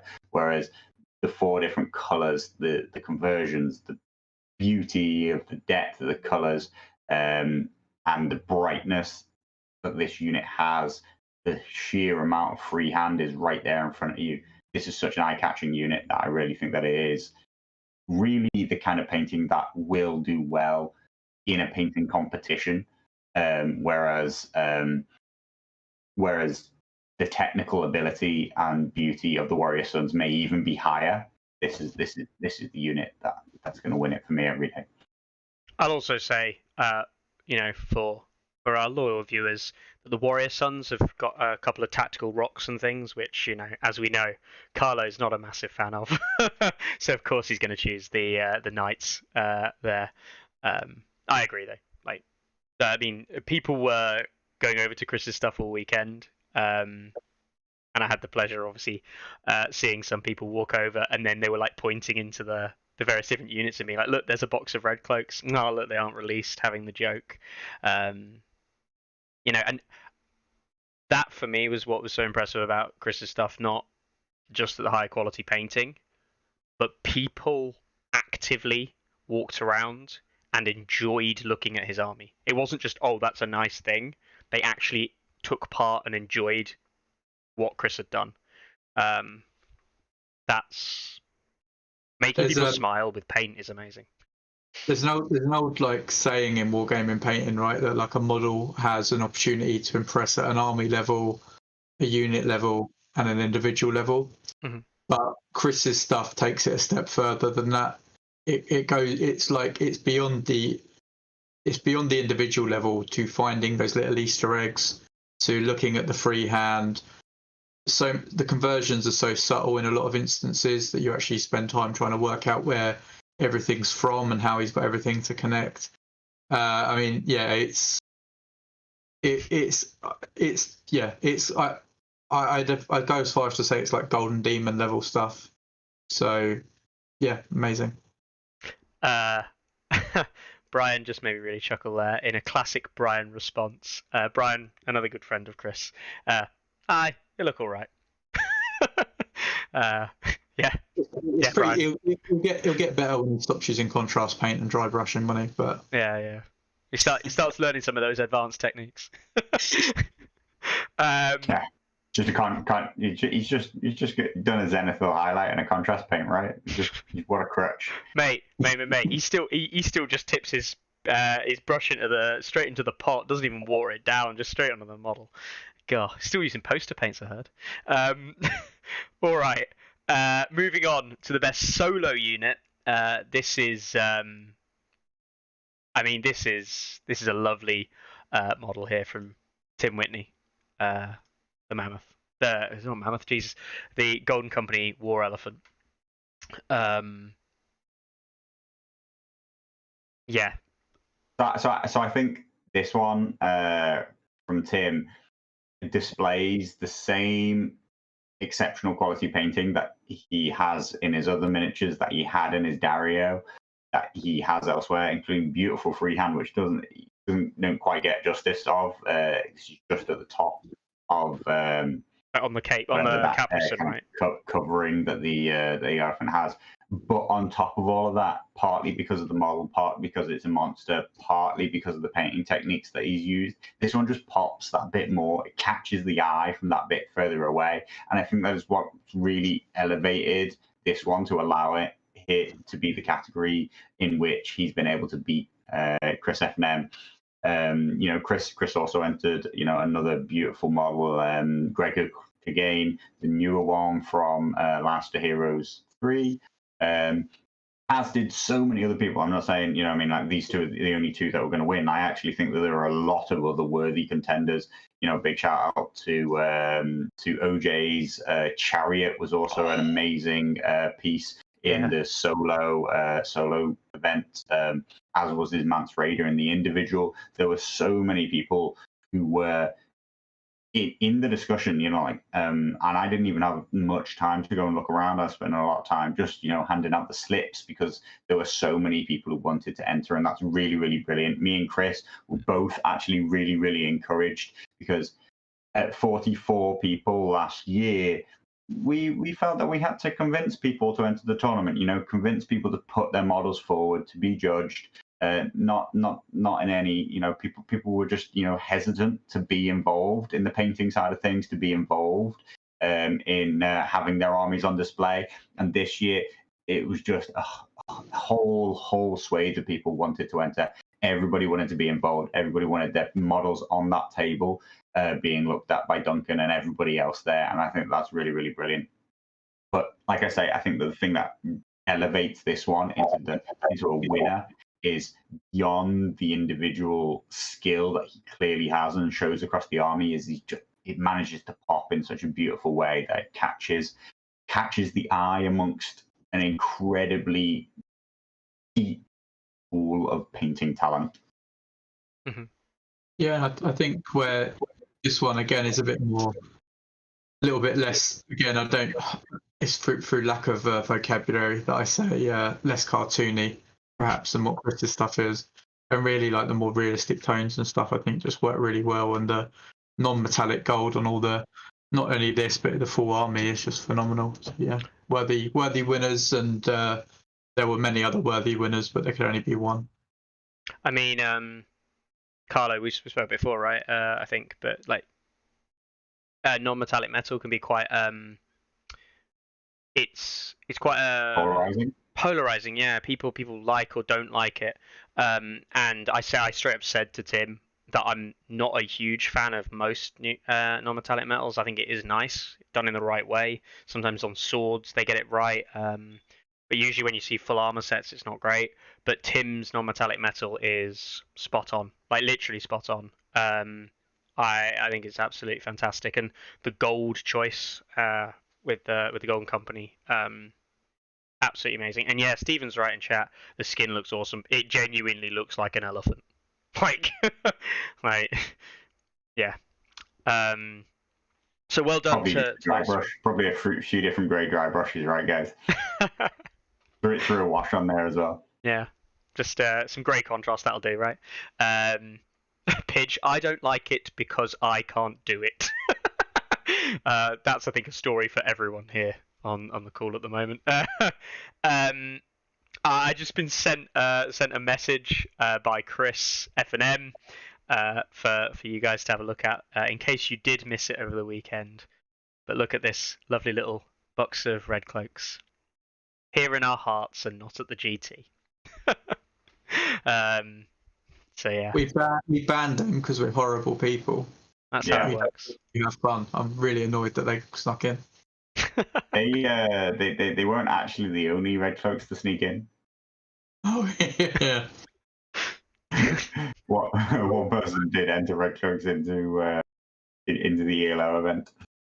I hope and believe that he never actually played that list. Yeah, good stuff. So that I guess takes us so that's the hobby side there. We of course did have armies, right, as well. Now army wise, you guys had to pick 8, right, for the armies? 8 was the upper limit. I was actually aiming to pick less this year, but we could have picked more than 8. But just in terms of practicality and space, we had to limit ourselves. But yeah, we went with 8 in the end, and yeah, all absolutely amazing. And there were multiple other amazing armies that didn't make the cut for whatever reason. But yeah, absolutely ridiculous standard again. Yeah, So there was fortunately a whole load of armies that we didn't nominate, but were worthy to be on the table with these armies, worthy to be there and be judged. Just the practicality of it and the way that we'd set it up was that we would, between us, nominate the armies, and they're the ones that would be voted on by the players. There was a crazily high level of painting standard throughout the tournament, and I think that is really, really good to see.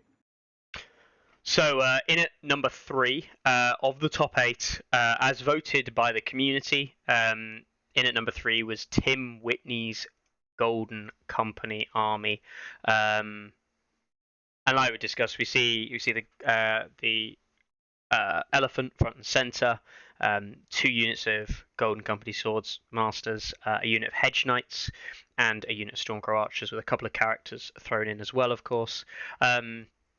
I think at this point Daryl would probably like us to mention that all the pictures are on the Northern Realms Gaming Facebook page, so you can explore these in detail. But yeah, something's gone very right when this is 3rd place. Yeah. It's what I think is crazy about this army, though, is at least for me, I have some painted armies. I have a Lancer army that I'm very happy with. I have a Baratheon army that I'm very happy with. I don't know the exact timescale of what's going on, but Golden Company have not been out that long, and all of this army was painted specifically for this event by Tim in the past. I believe, and I want to say, 1 hand's worth of months. I have never come anywhere close to painting an army in that time scale, never mind the standard that he's put into it. I think that this is an absolute phenomenal work of art. I was going to add in, I factually know that Tim was talking about this and what he was planning to do when we were up at War for the Wall in Durham, right? That was when May, I want to say. Yeah, that was in May. I remember a time very recently when this army was a theoretical future project that he would start. Yeah, it's worth mentioning as well that Tim won Best Painted Army at last year's UK GT, so could have quite easily rested on his laurels and bought his beautiful Stark army. But being the true artiste that he is, there's always that next project, right? And I would go as far as to say that these are even nicer than the Starks that he won with last year, which says a lot for how talented he is, but also just how the quality took another jump up this year. So absolutely phenomenal. Oh, Brian just cracked me up again. He's like, I did mine in a weekend. I see the point you're making. Yeah.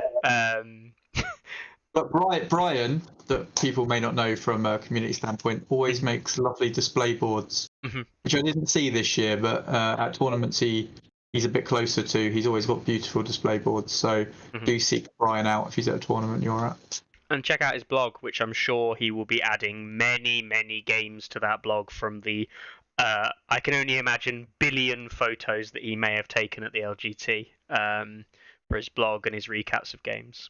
Not to derail the conversation and move it in a totally different direction, but I'm at the different end of the scale of things.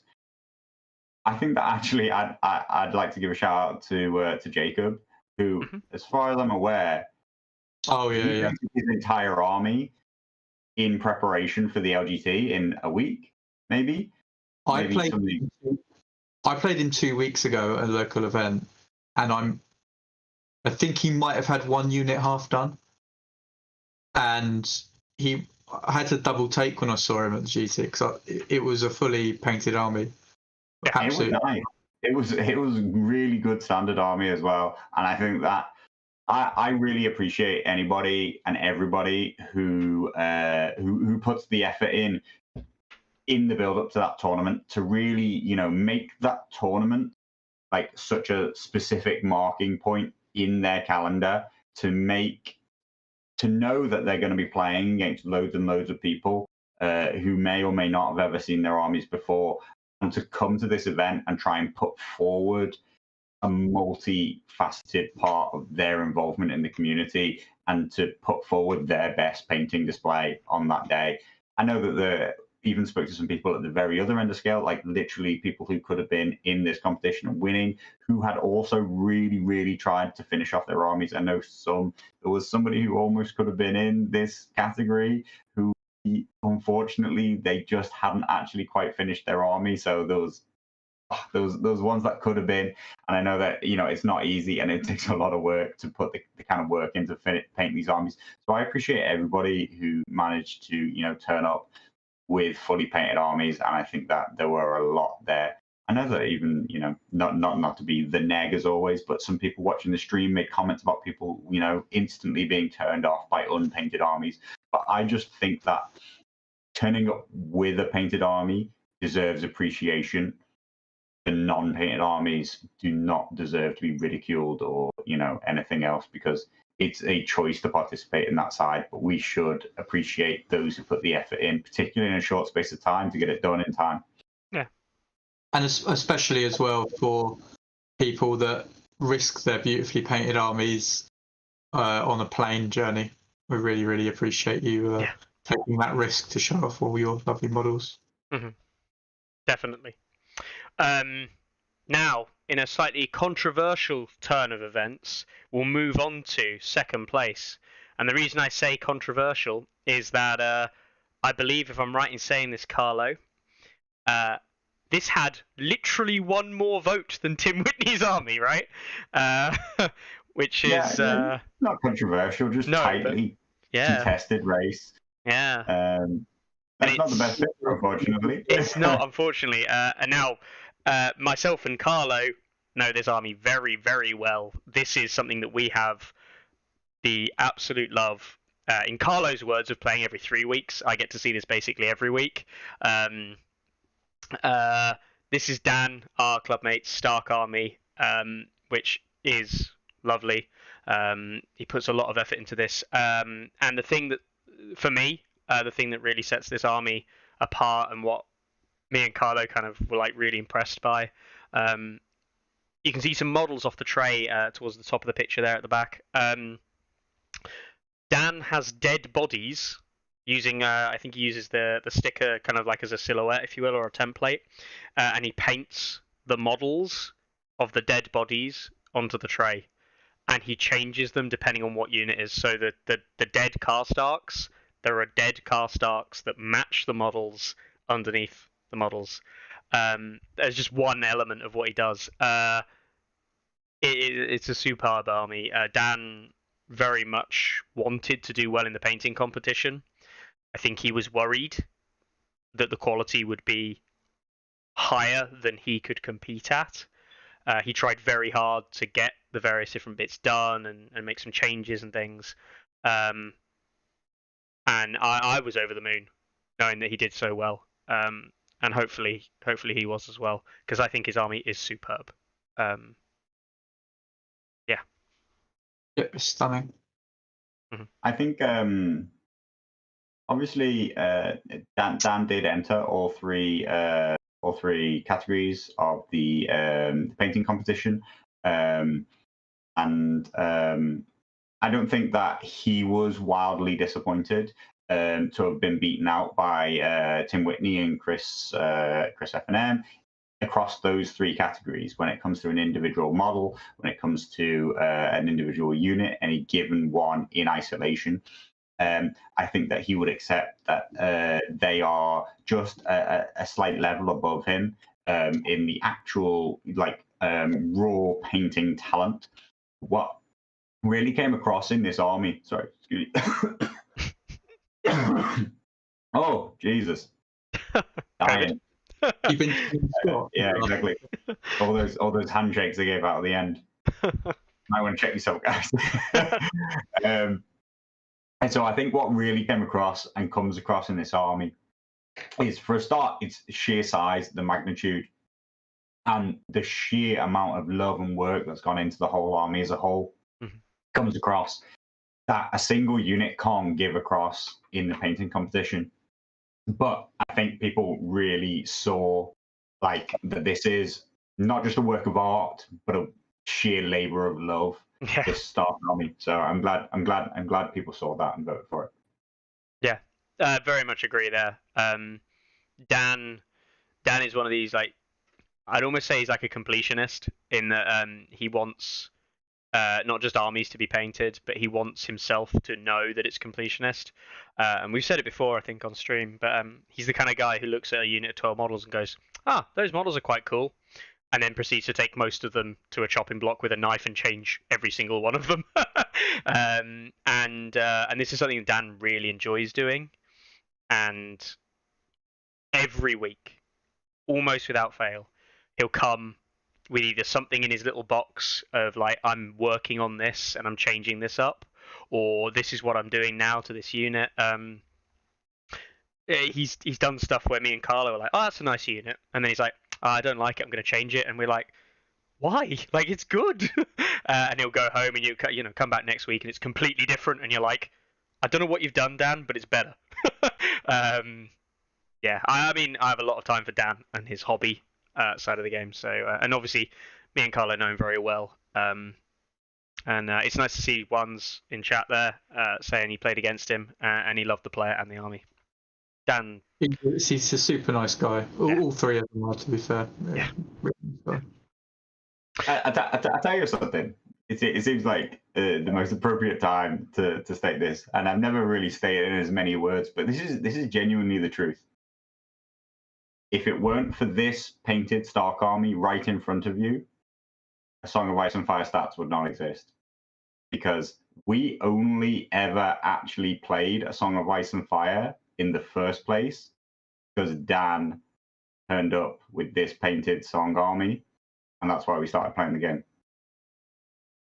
If he hadn't painted his army, we would never have played it. It just would have been another game that we thought about for a while. I bought a Kickstarter of, and it stayed in my cupboard. All the could have beens sit in this cupboard right here, but this army is actually what turned A Song of Ice and Fire into the game that we played, and then became the website that we make, and wasting your time every time on a Monday. So you know what, you all owe Dan. If any of you like Tourney Ground, if any of you like Song of Ice and Fire stats, you owe Dan more than you know. Mm-hmm. I will.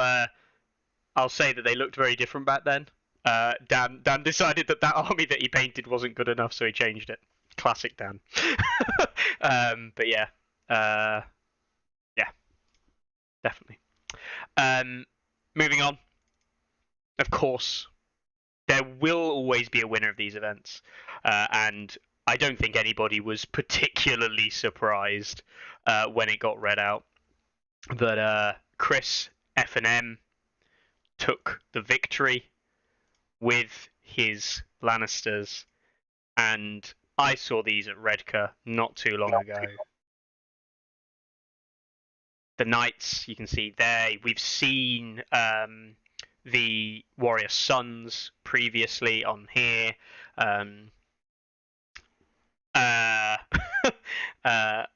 Yeah, this army is. I like Dan stuff. I see Dan stuff a lot. I enjoy it every time I see it.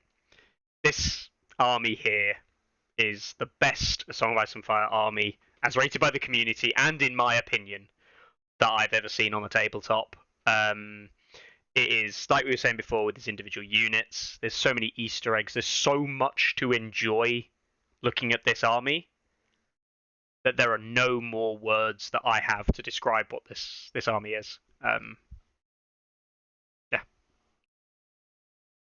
it's just brilliant.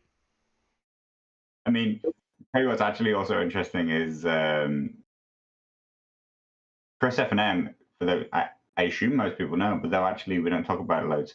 The Blade Men banners are things that he sculpted and sells. But actually, the far more widely used and known thing is the Dragonstone tactics board. It is the Dragonstone one, right?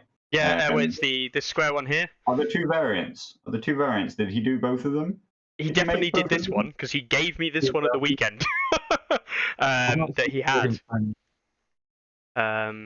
But it's the same anyway, one. He is the sculptor and creator and seller of those. If you didn't know, lots of people actually have bought his stuff without ever knowing that it was created by him. Once you've seen the detail and level of his sculpting, you then find out that, obviously that has led to him being an incredible level painter. So there's a good chance you've actually bought something without ever knowing.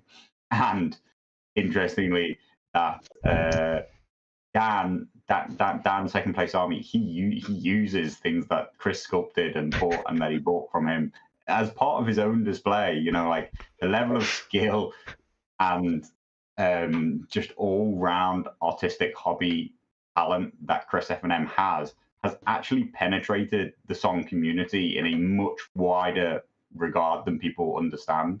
Tons and tons of people have these, and I don't think that they ever realized that they come directly from Chris and F&M.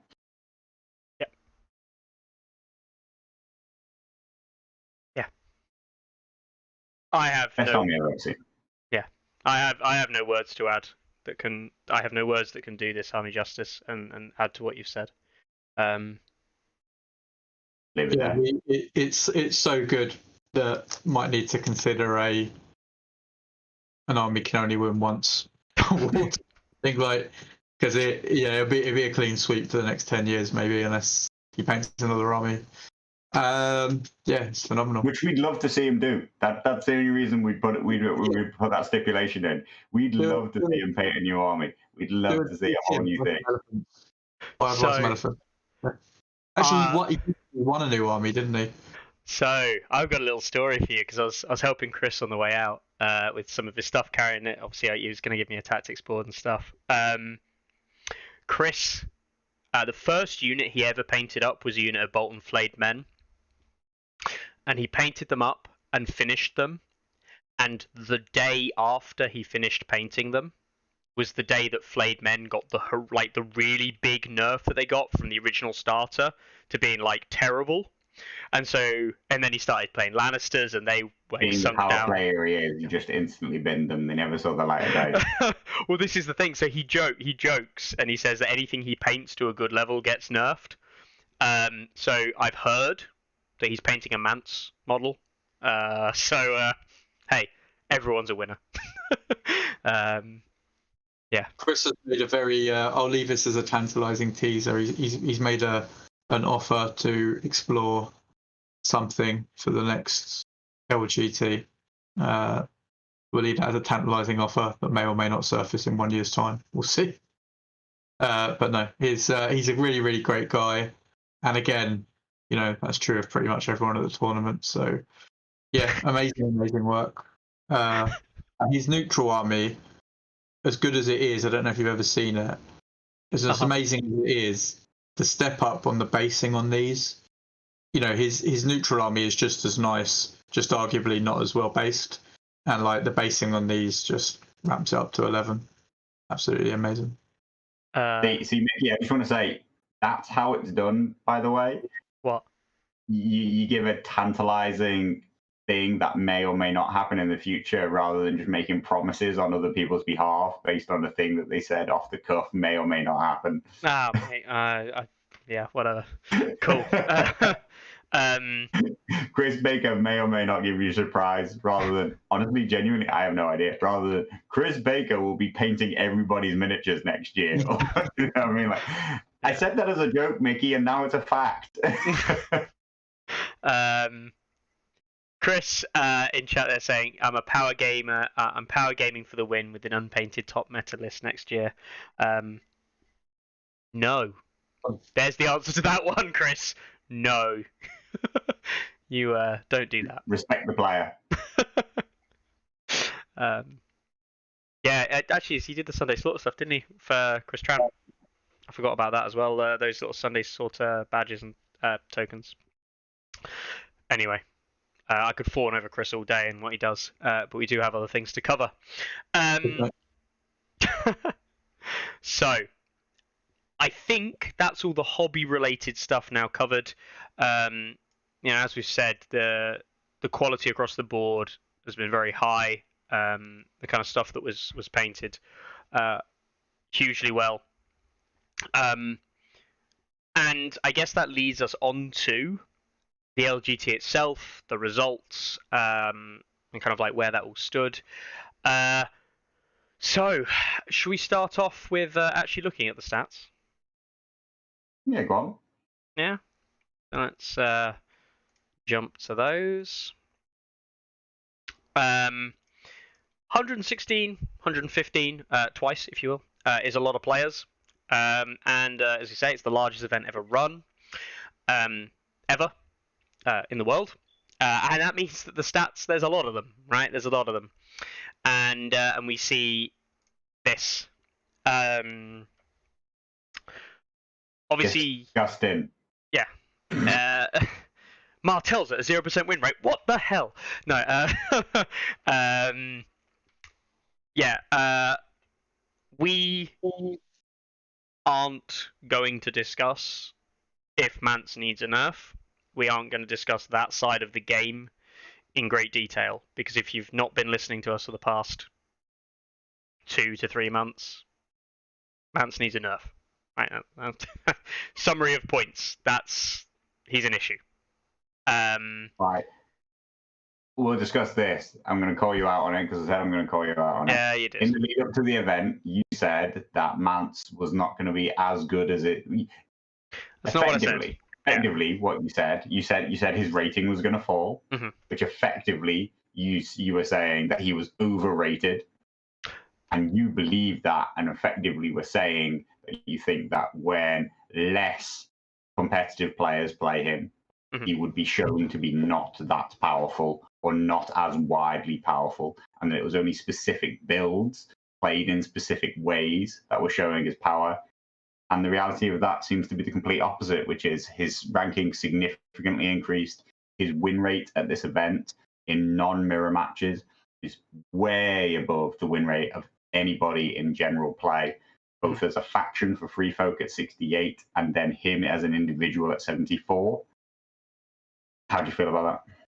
I mean, I don't know what Mance's rating was prior to the event as an individual, right? I don't know what it was prior to going into the weekend. Free Folk. It was about 120. It was about one. Is that his rating or is that the combined rating? That's the combined rating. Combined rating. So which is his rating. Like I don't really know why people talk about any other number. Like that is his rating. Right. Okay. Cool. Now I don't feel bad about that. I made a call. I thought that Mance, on the whole, would probably decrease slightly. I think Free Folk as a faction went up. As a So, free folk going up means that, all free folk commanders are also going to inherently be going up as well on the most part. And Mance went up as well, I don't have any words for that. I have tried. There have been comments online about how powerful Mance is that before the Varamir release, I have thought were too strong. Varamir has kicked it up to as I was speaking with Mikhail about, and I think Mickey on the day, a break glass in case of emergency. We probably need someone to take a look at the game situation. Mm-hmm. Mance was always the strongest. As I spoke about on Tourney Ground last week when I was on, before Varamir, I felt that a strong Night's Watch player going into a strong Free Folk Mance player had a roughly 50-50 chance. I think Varamir completely tips the scale.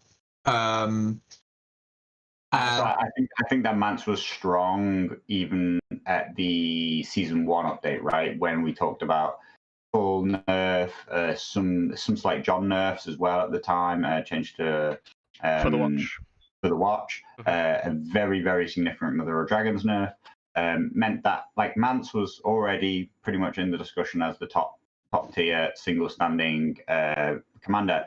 Then that timeline, he gets a bit stronger. He gets more options and more builds with the release of Chariots. I mean, but Varamir now seems to have been like you say, the real tipping point, the breaking point at which he's gone from being the best to being standout alone, significantly better than everybody else. I can't agree more. If we go back 6 months, 6, 7, 8 months, we discuss balance and we say, yeah, Mance is the best. Yeah, I'm not going to sit here and say Mance isn't the best. Never said that of this patch. But he wasn't alone on an island, on a pedestal, as much as he is now. Chariots took what little platform he had and went, you need to be better because Chariots are far too good for 4 points. And we said that at the time, didn't we, Carlo, that, they're probably too good. I equate them, for what it's worth, the way I've been describing them recently, it's like having Lance Cavalry at 4 points. What the fuck? And then Varamir took that pillar that Mance was on and made it into a skyscraper. Unlocking a 10 activation Mance build where you can have now options of choices of tech rather than being stuck into this kind of everything's 4 points at 10 activations. It's all a bit bland. There might be some good parts of it. You tended to see a 9 activation be preferred by a lot of players, but now you're getting a 10 where there's everything under the sun. It's a problem. It's obviously a problem. I think, yeah. The good news is that, with the exception of the complete overreaction from 1.6 Starks down to early 2021 Starks, they have generally brought factions back in line, nerfed heavily a commander. So if you look at the example of Mother of Dragons or Othel, but left the faction in a competitive enough state where it can be used. And yeah, there's a bit of a shaky hand on Othel because Othel did quite well over the weekend.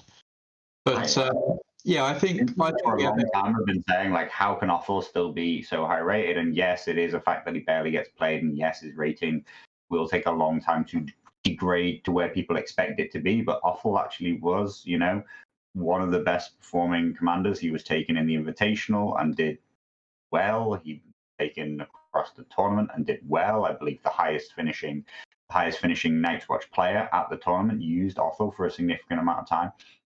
No, he's not a dominant game force anymore, but he is still a powerful commander who has good cards.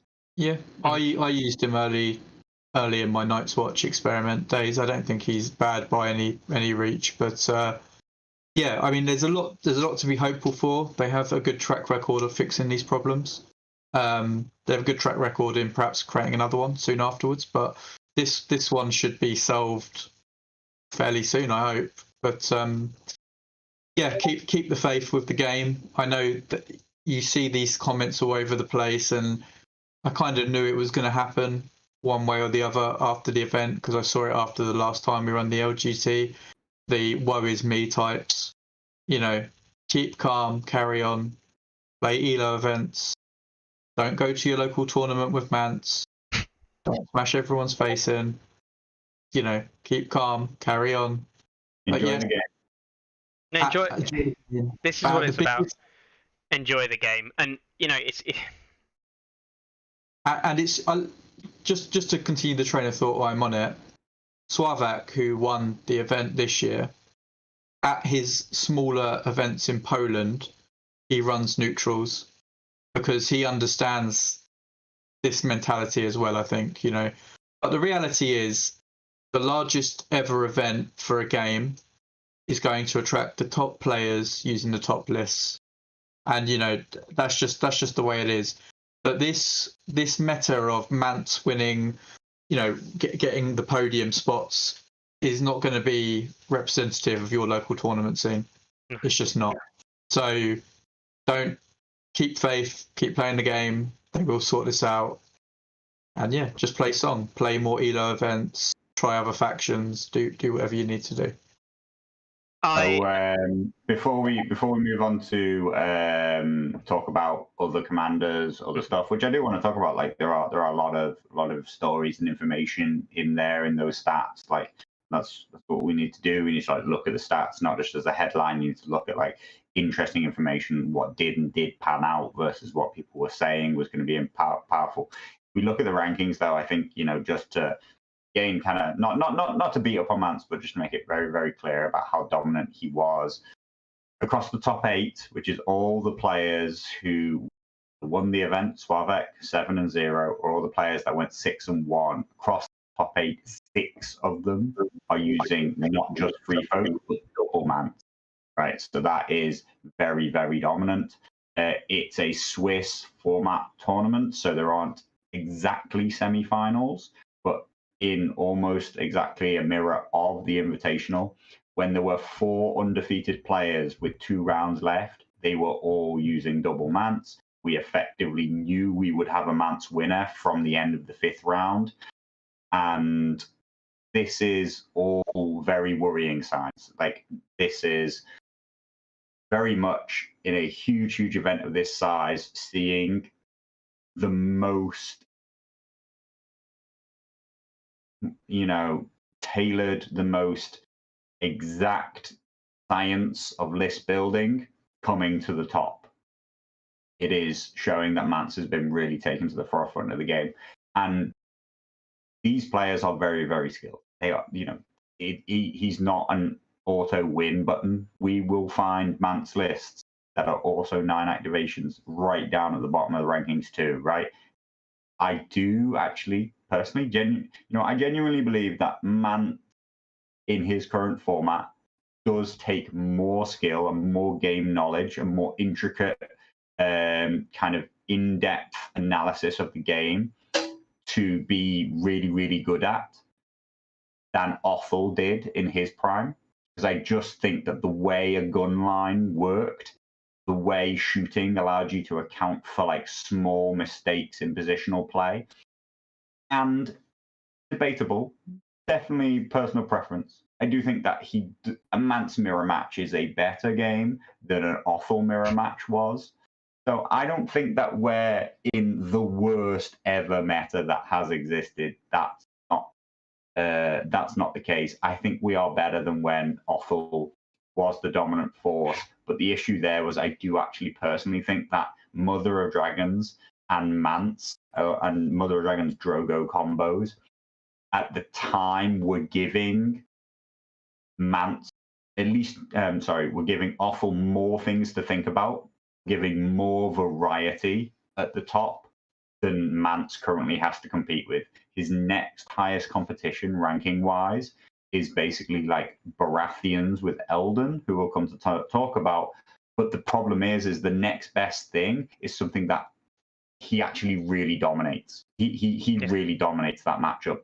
Eldon's not the next best thing because he's a good Mance counter pick.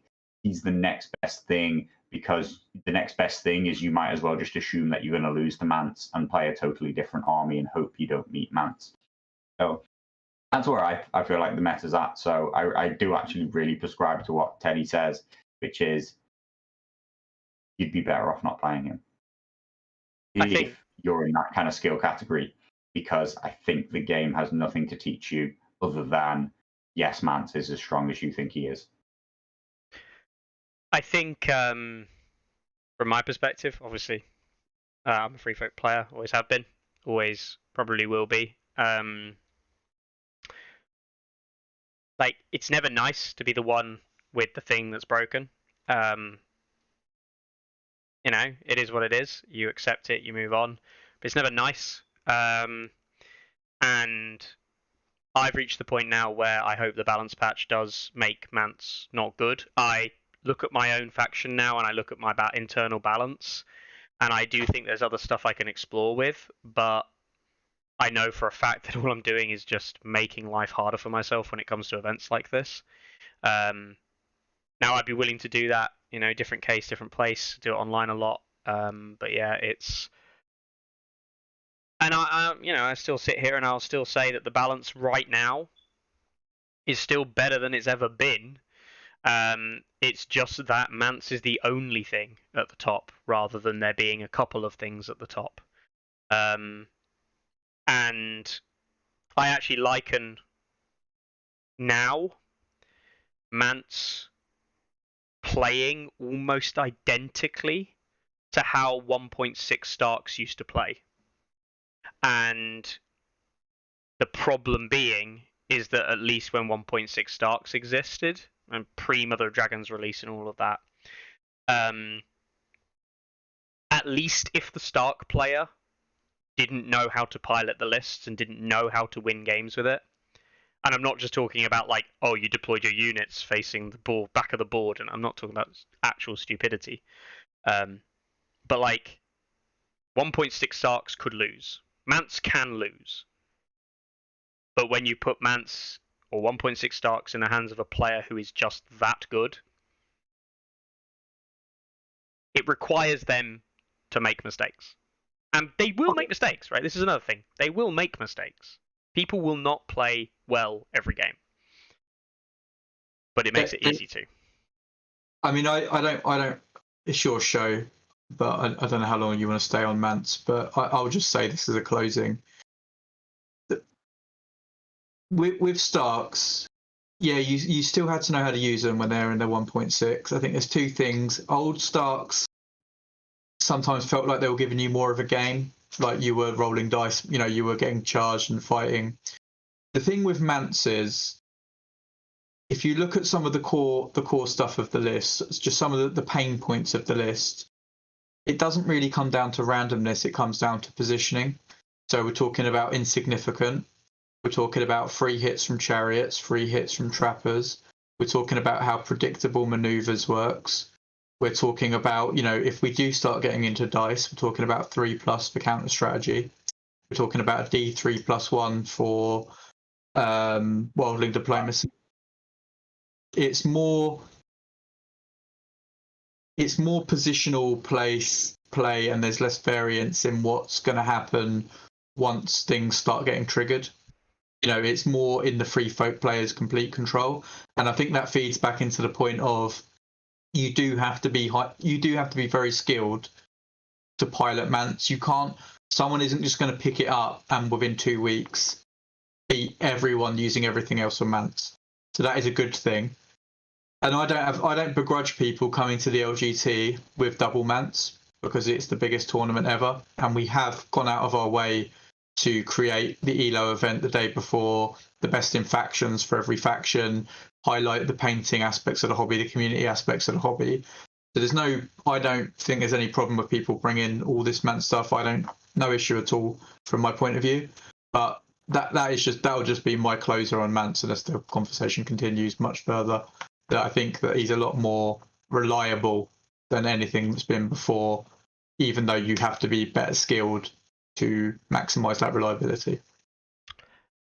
I will, as I always do, just say that Mickey, you are wrong when Go you on. state that the game is as balanced as it's ever been, just because the game was more balanced 9 months ago, right? It is the release of Chariots and the release of Baromir have exacerbated this problem. This game, and this is where the pain points people are having actually, is that in recent months, and only in a number of recent months, and it's not a balance change that they've introduced, they've not done something wildly wrong, right? In the release of the most recent units, the game has become less balanced. Mance has become more of a problem, and we are not in the most balanced game we've ever had. The best we ever had it, as far as I'm concerned, and what I believe, was some 6 months ago, when people were exploring the new Season 1 balance and people were figuring stuff out. Basically, and so I don't think that we're in the most balanced game we've ever had. I think we're back into, as Chris said, verging on this is problem territory. You are knowingly, you talk about, I know I'm making myself weaker if I take anything other than Mance. I think that the vast majority of competitive players know that if they take anything other than Free Folk, they are vastly at a disadvantage going into any major event. Yeah, I mean, sure. When I talked about balance, I meant overall patches, not individual releases. But yeah, sure, definitely pre-Chariots. The middle of the field is, and this I think we said this last week, or at least I did. The middle of the field is closer than it's ever been, and I think ELO tournament was so. I won last year's ELO tournament, as a lot smaller as it was, but I just picked the very bottom commander last time because the disparity, like his points disparity, was mental. The amount of points I would get for every win was absolutely crazy. It's a lot narrower field this time, and it was a lot harder to do that. But yeah, I mean, I'm sure a million people are going to say a million things on Mance, and but the stats and everything's there to see now. But this is actually another thing I did want to mention, and Ilya actually does sum it up quite well, in that we don't need to constantly talk about. We can say constantly Mance is the best thing, right? I don't mind people saying Mance is the best thing. I've got no problem with that. But we don't need to constantly try and explain why. We don't need to constantly say what would you change, I think, at this point, because at this point it's not in our hands.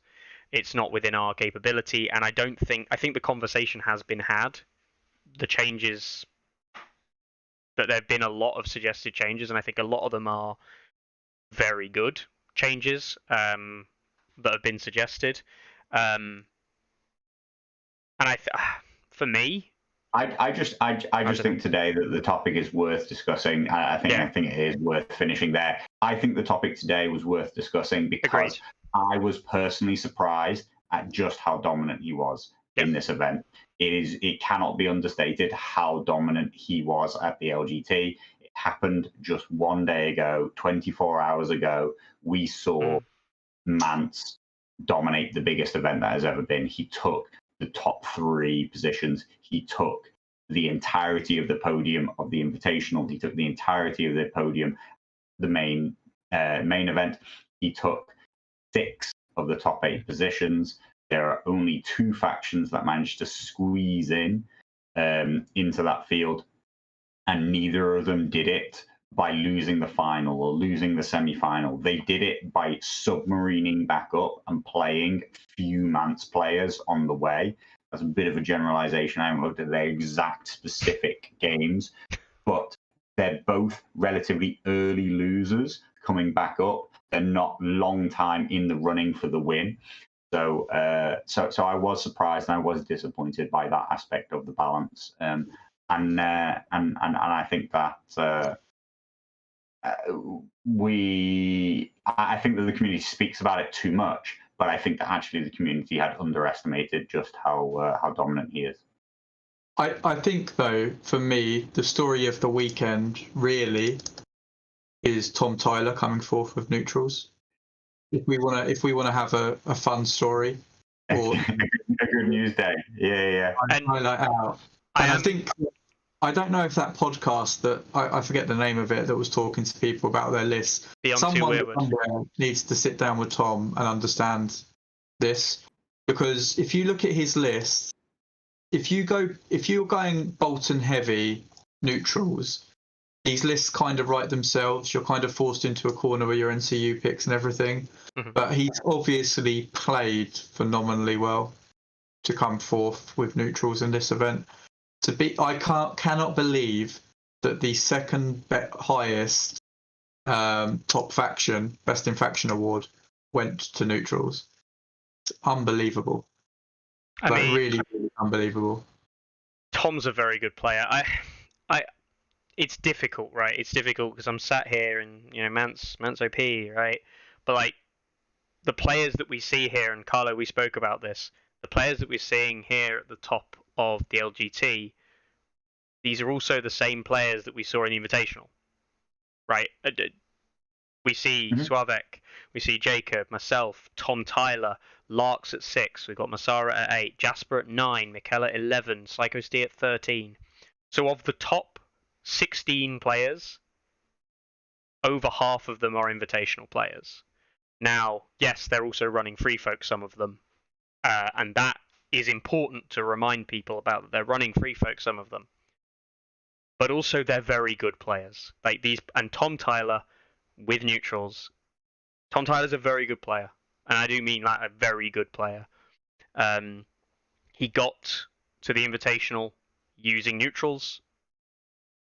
He plays something else, Night's Watch, at the Invitational, and I think he wins. I think he wins 2 games, 2 for 2, in the Invitational with Night's Watch, and he comes to the LGT. And look, to prove the point, he goes away, and in round 4, honed and ready, he beats a free folk player, and then into the last day, he beats Rupert Edwards. If those remember him, he's the free folk king beyond the wall last year. A very good free folk player, and he beats him in Dance of Dragons, and he beats Ross in the last round again, Mance Raider with neutrals.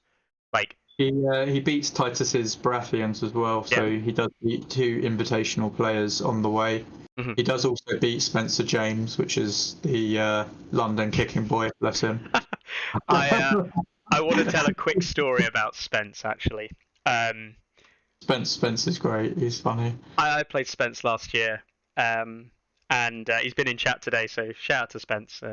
But I said to Carlo, oh yeah, I didn't realise, because Spence doesn't use Discord very much, right? He's not a big Discorder, and I'd gone down the Discord list of patrons that we had, which we'll come on to much later on, and Spence was on there as a patron, and I was like, I don't even think I remember him being one, or whatever. And so anyway, we got him over. And on the way back, I said to Carlo, "Yeah, did you know Spence was a patron?" And Carlo literally looked at me as if to say, "What? What the fuck is he?" Because he's not often. But yeah, no, I acknowledge and appreciate every patron. But honestly, a huge shout out to Spence, because but some patrons more than others, mostly based on whether or not you post in Discord. I mostly appreciate patrons based on their memes. Huge shout out to Spencer for that. And yeah, a fun player, great guy, and as you say, by the sounds of it, a whipping boy for you guys. I don't know, but yeah, obviously, I think Tom's obviously had an absolute blinder coming in with the neutrals. I was genuinely blown away. He's a very good player. 6-1. 6-1 is. 6-1 is like a great result. See, Mickey, I told you, told you to keep that one on the down low. No. I knew you were there, Spence.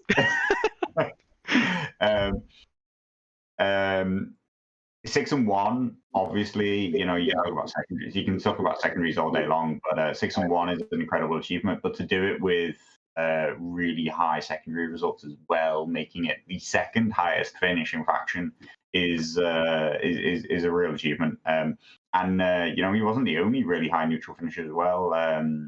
The second highest ranked neutral player beat the highest ranked Night's Watch player. Yeah. Absolutely crazy. Yeah. LM Luke, he also he goes 5-2. I think that result is with another incredibly strong performance. But again, something that wasn't really on my radar, as Mickey just popped up there for half a second. A couple of losses first, coming into a really, really strong finish. Neutrals as a whole had a much, much stronger Sunday. Don't know if that's just by coincidence of the matchups or the actual game modes favored them, whatever it was. We really saw neutrals kind of recover from a bad first day of stats. Tom Tyler didn't lose to Free Folk all weekend. In the main event, he lost to Dave Toon Starks. Who'd have thought Dave Toon, who is the nicest person in the history of Song of Ice and Fire, who we all spoke about last year. He was a year ago. Oh, yeah. He must have got a bit grumpier since then, because it's now Dunk. But yeah. But last year, nicest guy in Song. Nicest guy in Song, yeah. And of all people, I would not have. If you'd have said to me, who did Tom Tyler lose to? I'd have said maybe it was a Larks, or maybe it was a Massara or a Slavek. I don't know.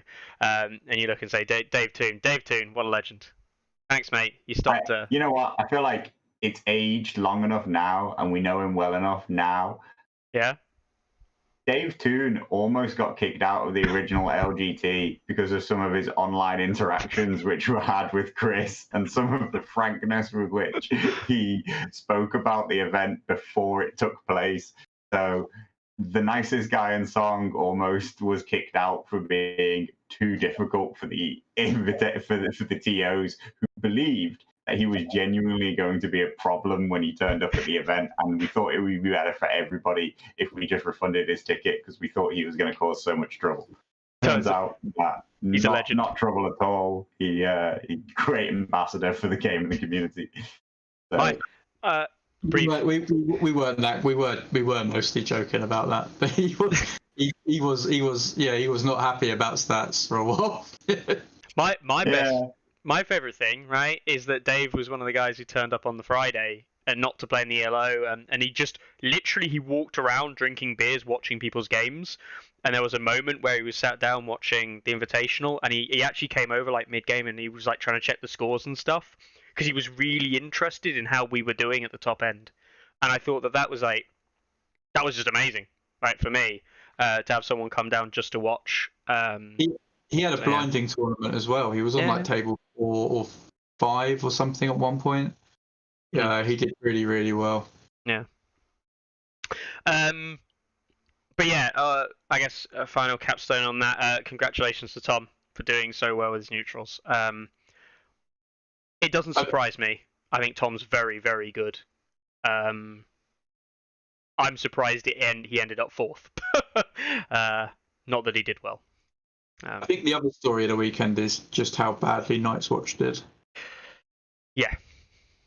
I feel somewhat, again, encouraged by Carlo's Invitational that Taro 17, our Italian delegate, with his Night's Watch, was the top finishing Night's Watch, just outside the top 16 at 17 with a 5-2 record. I think Taro pretty much cemented himself in the Invitational as being a pretty damn good Night's Watch player, and he came into this event and he did as well as Night's Watch did. He was the best Night's Watch player, but it's a fair distance before you find some more down in 29 and 30.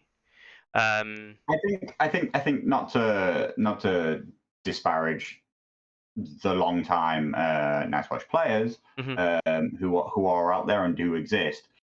I think that one of the things that caused Night's Watch to underperform the LGT is the individuals choosing to use Night's Watch.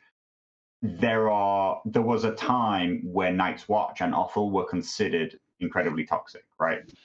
And this meant that I think that there was quite an exodus of people from the faction into other factions. Then there came a nerf. Night's Watch are now nowhere near in in the discussion in my mind as being toxically overpowered. We can talk about John as being, like wildly overplayed and powerful. But I think that there is a lack of experience with the faction right now, right? I think we saw exactly the same with Starks when Starks got nerfed. Starks became to the point where the discussion about the power of Starks in 1.6 was that they were viewed in a bit of a toxic way with the community. Players of that faction were considered power players, and people who didn't want to be associated with that moved away from the faction, played new things. Starks get nerfed, and you're left with all the people who are, meta chasers and power players move away from the faction for power level reasons, and people who are good players but don't want to be associated with it have already left the faction and moved on to new grounds. Maybe they will return in time, but I do think that there is some lack of Night's Watch experience in this tournament, in this UK scene. I have not seen and known many long-time Night's Watch players because a lot of them did move away during the Othor region. I think that we're going to see it as and when Mance gets nerfed. Not that many people have been massive, long-time Free Folk players. No. What we actually see is we see a whole range of those top finishers in the LGT and in the Invitational being, playing Mance for power play reasons in only that and nothing else. That is why they play Mance right now. That is why they play Free Folk. And when Mance is no longer the best thing to pick, they will move away to whatever is the best thing to pick. I personally have no issues with that, right? Like you wanna chase the meta, that is absolutely fine. But what we're gonna end up with is probably a very distinct lack of high finishing Free Folk players in most tournaments post Free Folk nerf. And I think this is actually a relatively repeatable process. Mother of Dragons gets heavily nerfed.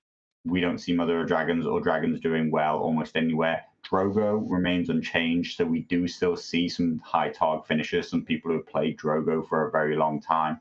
But I think that post-nerf Free Folk, which is something that we all expect to come, we will see a very distinct lack of Free Folk player rate. And I think that's what happened to Night's Watch here for me. I don't think I necessarily agree with you on that, at least based on. So I don't have enough data to go on. I presume you're going more on gut feel as well at this point. Yeah, it's gut feel. I'm not telling you this is the stats. This is the fact. So I'm basing this on a conversation with a few Night's Watch players, and also I guess the heavy bias of my own loss of confidence around the Mance matchup and the move away from Free Folk for the Invitational. But I do think that there's a lack of confidence in the faction amongst players that were happily using them up to a few months ago. I know Tryhard Dan from the Chelmsford Bunker moved away from Night's Watch quite recently to run Barra double Courtney at the LGT. I know that Hilo has felt a lot less confident about the faction recently, and that kind of, I think he had a pretty negative feeling around them after the awful dropped. I think potentially rebuilt some confidence, and then has really been going through the reps with Duggars using Free Folk, and I think he's perhaps, although he's obviously stuck with them, but it's just an indicator that if he feels that way about them, how many other players feel similarly to the way he and I both do, and perhaps Tryhard Dan does, and that's kind of seeped through. So I don't think people are leaving them. I don't think skilled players are leaving them because they're overpowered. I think skilled players are leaving them because they've lost confidence in them. That's my take. Get away from it. So I phrased what I was saying wrongly, because that was in a lot of ways the point I was trying to make, right? Which is, I think I'm saying there are a number of players who left the faction some time ago, and now I think that there is not a lack of inventiveness. No, that's the wrong word. Lack of confidence is the perfect word, actually. The way you put it is perfect. I think there is a lack of confidence in the Night's Watch, which comes from previously being number one and now not being number one. I think that people are chasing number one. They're chasing trying to be able to beat Mance with the faction. They're chasing the top position of the meta, and they're not playing Night's Watch to Night's Watch strength. They're playing Night's Watch that they think might have a chance to beat Mance, because they're not experienced with the faction being the underdog. They're not experienced just trying to play the faction to its own strengths, irrespective of what else is going on around it.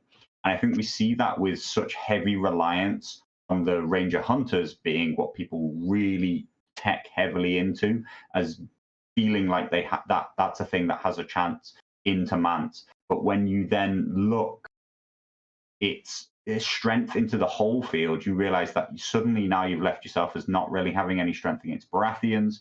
You've got kind of weaknesses to any amount of armor. You're not even that great against Lannisters. The Warrior Sons become a real issue for you. Basically, you're missing like loads of other things. You're not like a really rounded, complete list. And I think that when you look at Tauro's list, which we could bring up, you'll see that he's actually using much more of a traditional Night's Watch list. It has a Scorpion. It has loads of things that people aren't really talking about as meta picks, because what he's trying to do is he's trying to build a powerful Night's Watch list that he thinks is powerful. He's not trying to beat the meta. He's not trying to do whatever he thinks Night's Watch used to be able to do. He's doing what he thinks will be powerful on the table right now. And so it's not a lack of inventiveness. I think you're perfectly right. It's a lack of confidence, which comes from going from the top to going to the middle of the pack, or third place, or wherever their best kind of format is right now. And I think that's a difficult transition for people to make, from being able to beat everybody to having to pick and choose who they can beat. It almost, in my eyes, and the way you guys have spoke about it, it's almost like they've over-teched. They've over-teched into a matchup to the point where they're just failing in other places, right? I still think Night's Watch are strong against. So kind of use the example of Baratheons. I think Night's Watch are very strong into Baratheons personally. Okay, but Ranger Hunters aren't, which is one of the, Ranger Hunters aren't. Yeah. Ranger Hunters are only good against free folk and potentially Greyjoys, in my opinion. I would never use my Ranger Hunter list against anything else when I was using Night's Watch. Or into the Night's Watch mirror as well. Probably pretty strong there. Mirror, yeah. But yeah, I see what you mean. But the thing is like Night's Watch have very natural anti-Baratheon stuff in their Sworn Brothers. In a Sworn Brother with Watch Captain, that's like crazy level of anti-Baratheon kind of fighting power. But it's just not that common. It's not been that common for a while, because I think that people are obsessive over beating Mance, and they're not a good unit into the Mance matchup. Mm-hmm. And that's what I mean about they're obsessed with beating number one rather than accepting maybe that they're now number 2 or number 3. Yeah. We could talk. Maybe we shouldn't continue talking about this, but I get the feeling from what you're saying. My lack of confidence comment is definitely focused around the last couple of months, whereas it feels to me what you're saying is more around the time period where Othel was nerfed, when the last big update came. But either way, I think we agree one thing, that the confidence in top players around the faction has gone, and I don't even think they've necessarily all emigrated over to Free Folk. I think a lot of them have gone Barras and Lannisters. But yeah, interesting anyway. It's telling in their win rate. So perhaps not the strongest players are using them, but also in their overall pick rate, where I believe they were the lowest, or just above Starks out of the 6 factions, the 6 major factions that were used. Um, I think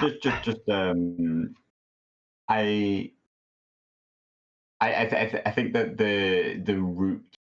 the root cause of the confidence is it can date back as far as Othel, but I'm not saying like basically there hasn't been good Night's Watch ever since season 1 changes.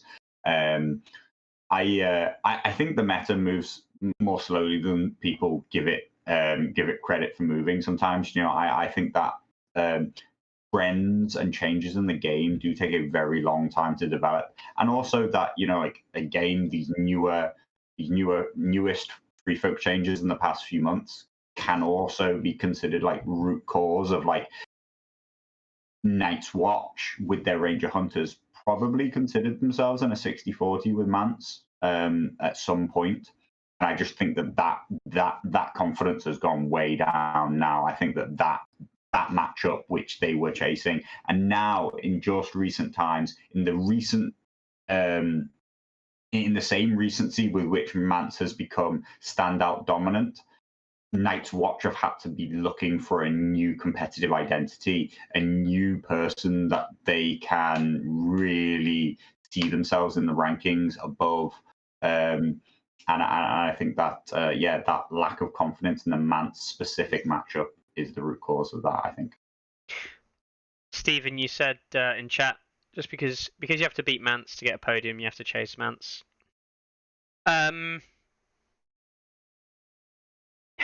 Yeah. Only in the largest ever A Song of Ice and Fire event. Yeah. This isn't an epidemic. No. This isn't going to be at your local club. Mance isn't going to take all the podium spots at your 10, 12 player tournament. Yeah. And I don't say that to belittle those 10, 12 player tournaments. I say that those 10, 12 player tournaments are the lifeblood of the competitive scene of this game. The LGT is not the lifeblood of the competitive scene of this game. It is just a mountaintop built upon all of these smaller events. So, but as we said early on, well, I won't speak again for these two, but the game is still amazing. If you are one of these best players, do not take Mance to your local 12-man tournament and smash everyone. Or do what you want, but don't.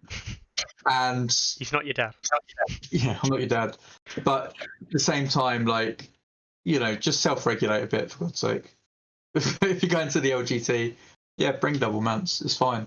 We have Best in Army awards. The weekend isn't all about winning for everyone. Loads of people left for boxes, Yeah, I mean, it is. Yeah. I think people get caught up on meta too much a lot of the time. I think people get caught up on this idea of what's good or bad for everything all the time. And I think that we talk about it every week here, but I actually just don't think that that's the reality for most people. And it's just that you should play what you enjoy playing. You play what you want to play at your smaller events, whatever. But just because something's the top faction doesn't mean that they're going to keep, producing that time and time again in every event everywhere. Because if Carlo goes to an event, let's say or the Dead Meta guys. Let's say the Dead Meta guys have an event in Redka. And it's just the Dead Meta guys. The Dead Meta guys, it will probably be the best Dead Meta player that wins. It won't necessarily be the one taking Mance that wins the tournament. And that isn't to say that the Dead Meta guys are good or bad. It's just simply that good players still win events. Mance is a leveler. Just because you can't beat Suavac using Free Folk doesn't mean you shouldn't play other factions. Exactly. Just because you can't paint better than Chris F of Men doesn't mean you shouldn't paint your models. Just because you're not as nice as Duncan Rhodes doesn't mean you should be an arsehole. Okay? Although... So, two things. Play your game, have fun, Mance will get smashed with a nerf bat very soon, I'm sure. I will add, just because, I mean, it'll come up next week. We're not going to talk about Targ Heroes 3 today, by the way, guys. We'll talk about that next week. But if anyone isn't aware, there's something in Targ Hero Box 3 which makes me severely worried about the next balance patch regarding Free Folk and their changes, in that I don't think Free Folk will get changed in the way that people want them to get changed. I am... And you mean? yeah. No, I am very much... Mance is no longer a playable playable character. Maybe. I'm very much aware that I think that Mance, and specifically Free Folk, might still be too good post nerf. Just based on what I've seen from, yeah, and I think that's a bad thing. But that's my opinion. More on that next week, I guess. All right, so the LGT, we will quickly run through the faction winners. Yeah. Well, I also wanted to talk about just other commanders, right? Just really quickly. Yep. What I thought, what had been like an interesting question to me for a while. Like, there's two interesting pre things. One which I hadn't really spoken about widely, which was I'd been very interested about how well Eldon was actually going to do. Eldon had for a long time sat at number 2 in the stats, and I think it's still number 2 in the rankings. Right? It still is technically. Yeah. He's still considered the second most powerful thing. Eldon Estamont Baratheons are the second most powerful commander choice in the game. And I thought it was interesting because Eldon, while not stand out, the Baratheons, as we discussed last week, had a very broad range of picks. He was the most picked Baratheon commander. I think he's probably the most played Baratheon commander as well. 43 games played. Yeah. And he ended up with a very respectable 58% win rate in amongst the whole pack of other Baratheons that did well. So I found that really interesting. I wasn't sure whether or not Eldon was going to come through with a really high win rate or not. I haven't looked at the really specifics of it, but I think in a lot of cases we are still talking about maybe Champions of the Stag with battle endurance on them. Those styles. And just battle endurance units in general, backed up by like Courtney healing and stuff like that, is a very difficult prospect. The top finishing Baratheon player, I think, came in 12th, 13th, I think. And he did use Eldon, and he used Eldon in most of his games. So Eldon was the highest finishing Baratheon entry. I was super interested in that result. There aren't loads of commanders with significant pick rates that have come higher. The other one that I wanted to talk about is Adam Marbrand, who is there with again a very similar 45 non-mirror match picks and a 62% win rate. He is winning. He is doing well, but he did not have the dominant performance that the polls said he was going to have. Right? We talked a little bit about last week about how the polls have been banning him in Warrior Sons as a combination, or erratering him, because it's not an FAQ, like literally erratering the faith-based ability to not stack with Hardened because they believe that them as a combination was too powerful. But Peter ran that list, Acold, into the Invitational. Didn't do as well as the polls had predicted him to. We had to pick him, of course, which was won by Phil, who correctly predicted that Mickey would beat Jacob in the final, and that a load of other positions he got right as well. The polls had literally in the pick'em predicted that Peter would win. An event that they had entered, they predicted that Peter would be the winner of that event with his Lannisters. Looking real happy there. This is pretty much towards the end of the awards, one of the last ones given out. So I think I'm about tired of shaking people's hand. But I said last week I was really interested to see how Adam Warrior Sons panned out, and the result is did fine, but did not disrupt the top of the tournament in any way. Yeah, There were a lot of Drogos about. That's true. Drogo was very dominant. Maybe that doesn't matter so much because the win rate perhaps would be lower, and he still wouldn't have challenged if the Drogos were causing a problem. But who knows? I guess the and I use the term crazy here. It's not crazy by any stretch of the imagination, but it was Axel Florent and Stannis One True King, 20 games between them, only picking up 5 wins, 4 for One True King and 1 for Axel. These R'hllor style builds that we've seen with OTK and Axel as like an off meta type pick were just not seeing success. Simple as that. They just were not seeing success, which is a bit odd. We've seen the OTK kind of like Queen's Men style stuff, but I really think that the Stannis side of the faction now is basically entirely propped up by Rightful Heir. Talking about worse results. Yeah. Dean told me earlier that combined, the Mountain, Tywin, and Joffrey had 1 win. Yeah. And we know who Joffrey. I know that Joffrey's the only. I knew it was Joffrey that won when Dean told me that. But Tywin, Jamie. You can add Jamie in there as well. Tywin, Jamie, Gregor, and Joffrey played 25 games. That somewhat explains the very weird Lannister, or the bad. Well, actually, no, they're okay. The Lannister percentage improved a little bit on day 2 as well. Everyone give up using Jamie, Gregor, and I would say Joffrey, except for Madman Kyle, who was running him every game. The other one, while we're at it, before we wrap up, what was Drogo's win percent as the highest pick commander? Drogo's win percent was again a respectable 56.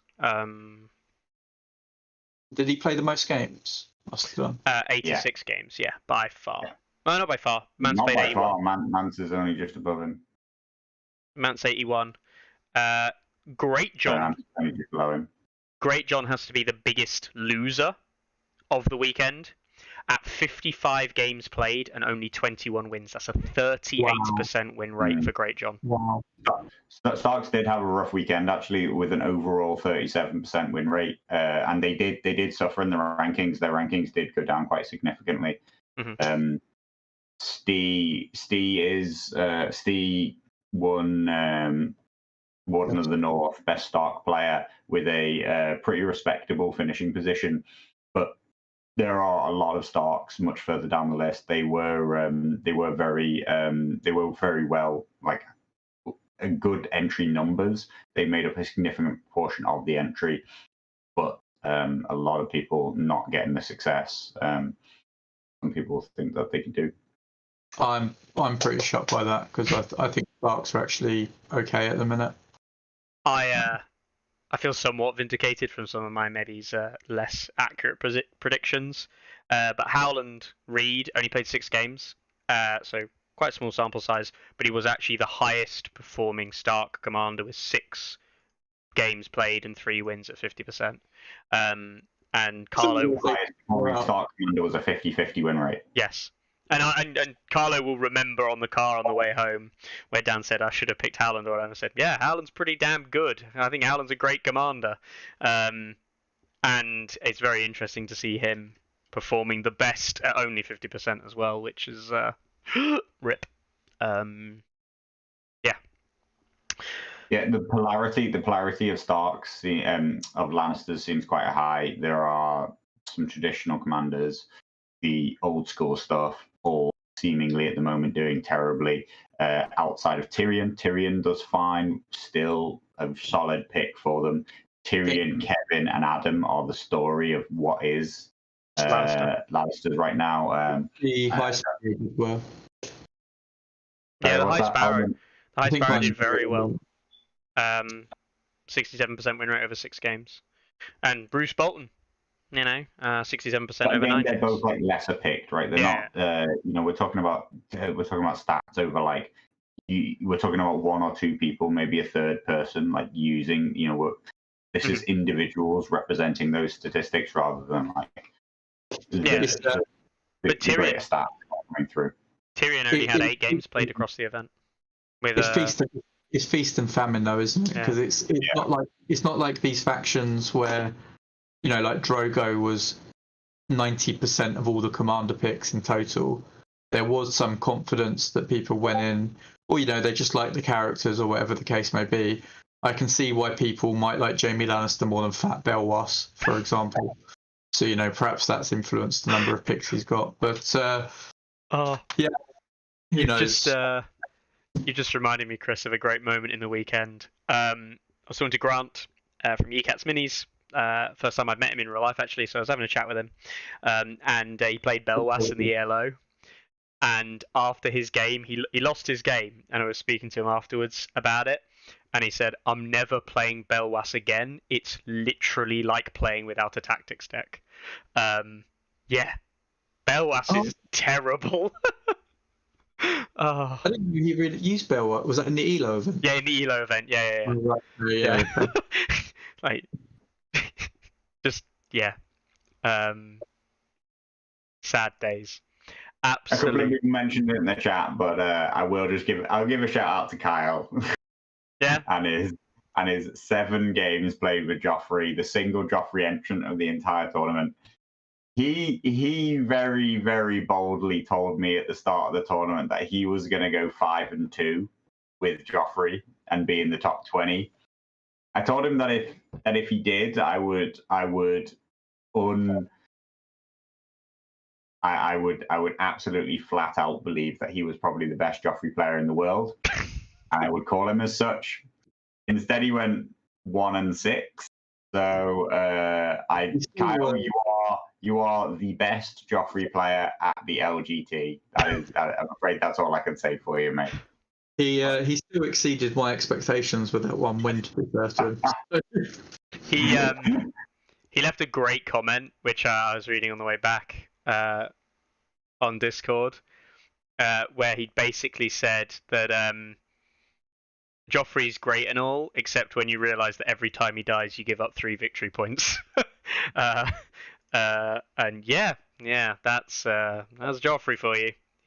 I'm still sad at how they did my boy Joffrey, because he wasn't that good. He was perfect. He was perfect. Yeah. He was the perfect amount of risk and reward, and they nerfed him for no reason. No reason at all. They just nerfed him. He would be pretty insane with new Tywin, to be fair. Like old Joffrey, Commander, new Tywin. Oh, come on.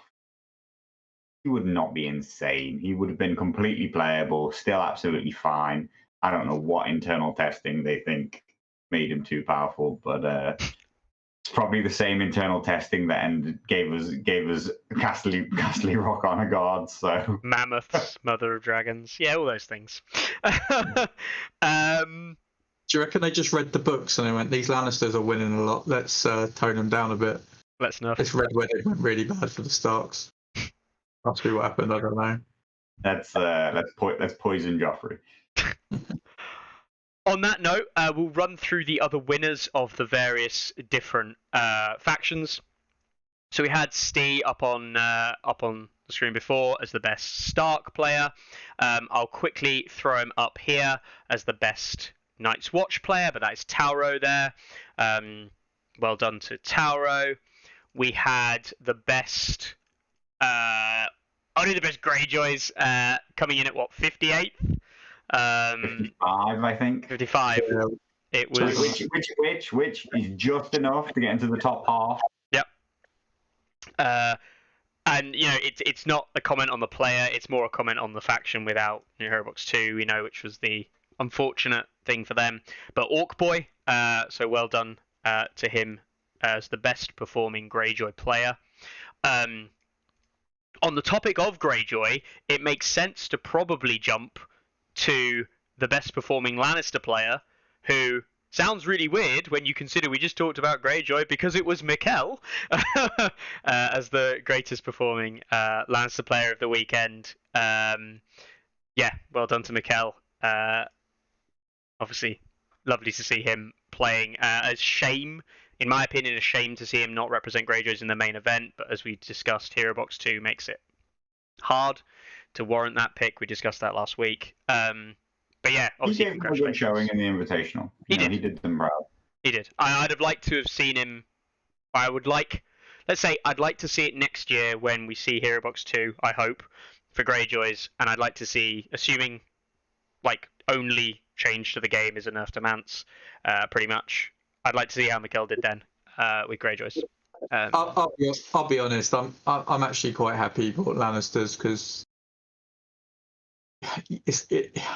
him using Greyjoys without Hero Box 2s would be like watching a boxer fight past his prime.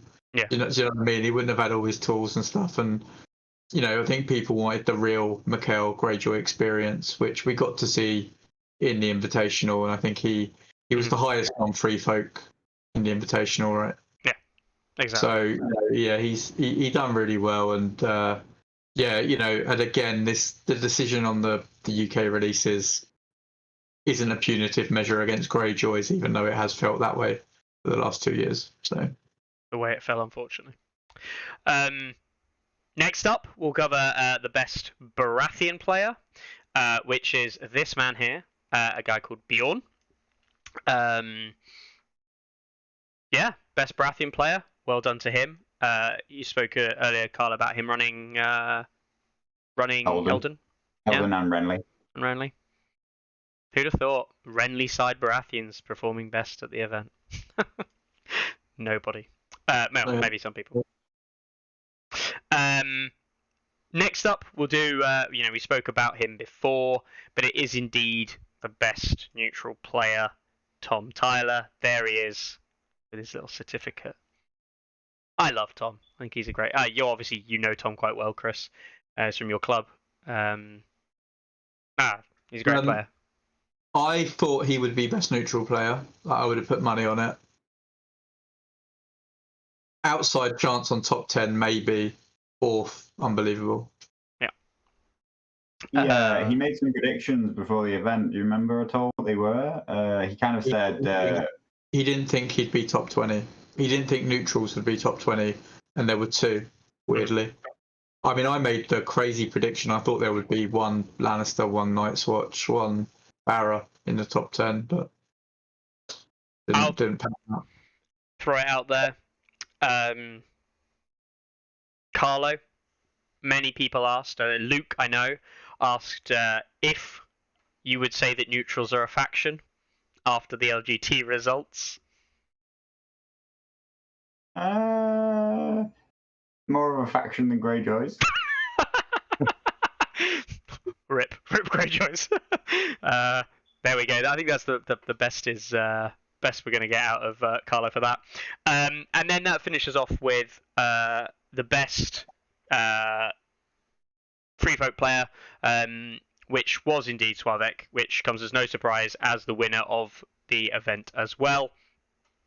You have savagely skipped one, which is Shonko as the best Targaryen, who was also the third highest finishing faction and the only other person in the top 8. So I apologise. Savage overlook there. There we go.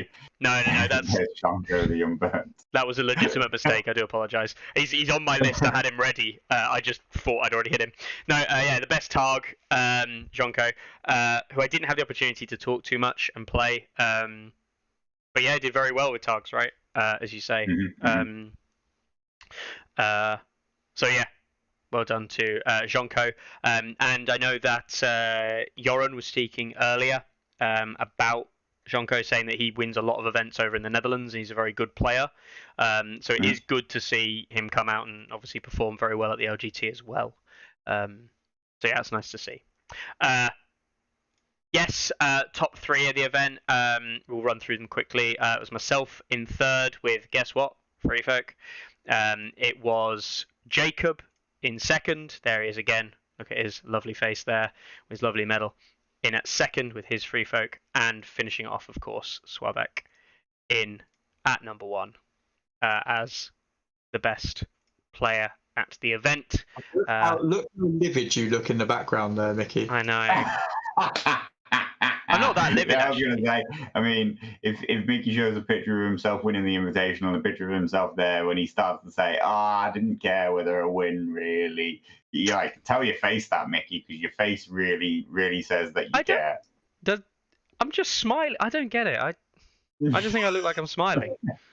Oh well, whatever. I don't know. I look like a right idiot in this photo because Swavek has just genuinely told me like a joke and made me laugh. So that's I'm trying to not burst out laughing. I don't normally look like I've got some kind of Joker smile. It's something along the lines of it took me 3 months to master what it took Mickey 3 years to master. Something along those lines. It should be worth. It's my own fault as well because I've communicated the winner a few times and just forgot to do it. Swavek is, of course, our returning champion from last year. Mm-hmm. Absolutely unbelievable to win. Last year wasn't the biggest event in the world, but it was the biggest in like the year window before. Like it was the biggest thing to win in that calendar year, and he's come and done it again. So look out, Polish national. Actually, no, I won't say. But okay, you might be all right at Polish nationals, but yeah, look out for him, regardless of what he turns up with. Mm-hmm. Yeah, well played to Swavek for winning the event. And we didn't. Well, we mentioned him before, but at the other end of the table. For two reasons, right? Wooden spoon, but also nicest guy, Duncan Rhodes, just there, looking absolutely ecstatic. Carlo, you said I think he was genuinely really pleased, genuinely surprised and pleased to win most sporting player, which is odd when you consider just how many accolades he has, how well known he is in so many different tabletop communities. Do you know what I mean? Like, so for him to be really pleased to receive this award it is great. It shows you that he really does enjoy Song, and it's also odd that he doesn't realize just how nice and how enjoyable he's making the game for his opponent, because it's very clear that he always is. So. I think it's great that Duncan's a part of our community and plays our game. Chooses amongst all the games at the LGT to come down and play this one. Yeah, no, he's a great part of it. I guess then this might be a good time, if you guys are ready to start wrapping up, maybe just to go through some thank yous from this year and some things to look out for. So obviously, while he's on screen, massive thank you for Duncan for judging our best individual painting categories, and obviously for being such a great sport, obviously, and for flicking through a pretty rough set of matchups, having to play Dean on day 2 when Dean his car got knackered on day 1, so he had a pretty. He didn't get any respite later on in the tournament either. It was pretty rough all the way through, but he loved, unless he was lying, he had a great time and loved all his games and said he'd be back next year. So awesome. Thank you for that. Massive thank you to Carlo, obviously, for doing all the tech stuff on the day, manually inputting results, helping sit down with me and doing FAQ sessions and a lot of boring stuff. Thank you to Mickey for helping promote the event. Jesus Christ, what is going on there? Calling my Instagram face.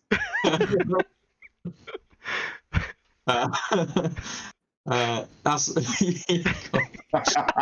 You completely derailed him with that Yeah, one. it's the best photo of the weekend. I'm sorry. No, there's one better. But yeah, great photo. That's the face of Mickey saying, "Oh, I'm thinking I'm going to take neutrals to France." Like that's the. So thanks to Mickey for promoting the game so much on this show. I know he's the one who stitches everything together. Thank you to, going in reverse, random order now. Thank you to the NRG guys. Thank you to Daryl for streaming the event. Thank you to Scott for doing all the graphics. Thank you to Rotherham White Scars for recording all their games. There should be some content out on his YouTube channel I won't define a timeline for him. It's ready when it's ready. I don't know when that will be, but I'm sure he'll let the UK GT Discord people know.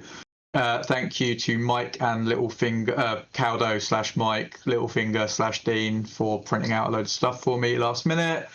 Thank you for all the people that stuffed all the name badge things. And yeah, I think I've probably forgot people. If I have, I apologise. Feel free to send me a message. And I'll make a comment somewhere. But yeah, thank you for making the largest ever song event a success. It could have definitely gone wrong because there were so few of us on the day. I think we overrun by 15 minutes on day one, and we're pretty much on time day two. A real quick, just to jump in, a real quick shout out of what almost went wrong was when the Spaniards all went for a little siesta at lunch on the second day. We just about managed to find them before we had to make them all resign their games. We just about got away with it. They were all very, very apologetic about it, but and 99% of their opponents were absolutely on fine with it, and it all ended up fine in the end. But it was comedy that all the Spaniards disappeared at lunchtime and were found sat lounging around in the sun. Yeah, I went in and out of the toilets like 5 times looking for them. I must have looked like an absolute nutjob weirdo. What did you think? What did you think 10 Spaniards were doing in the toilets together? Mate, I literally, you know, when you're like, they're not. I've looked everywhere they should be, so it was a case of been turning over bins. But yeah, no, yeah, it was. Yeah, that was probably. That was probably the most touch and go moment. But other than that, it was fine. Yeah, it was fine. So yeah, massive thank you to everyone who turned up. I probably won't be heavily involved with the next one, but I will be working to find someone who will do a good job, and I will be at the next one playing. So thank you, and do support whoever runs whatever happens next, because it will probably be good. I mean, yeah, I remember when Chris said that last year. Anyway. yeah. For people's perspective, by the way, Chris is actually less confident about not running next year's than he was after the first one, so there's still time to turn him around.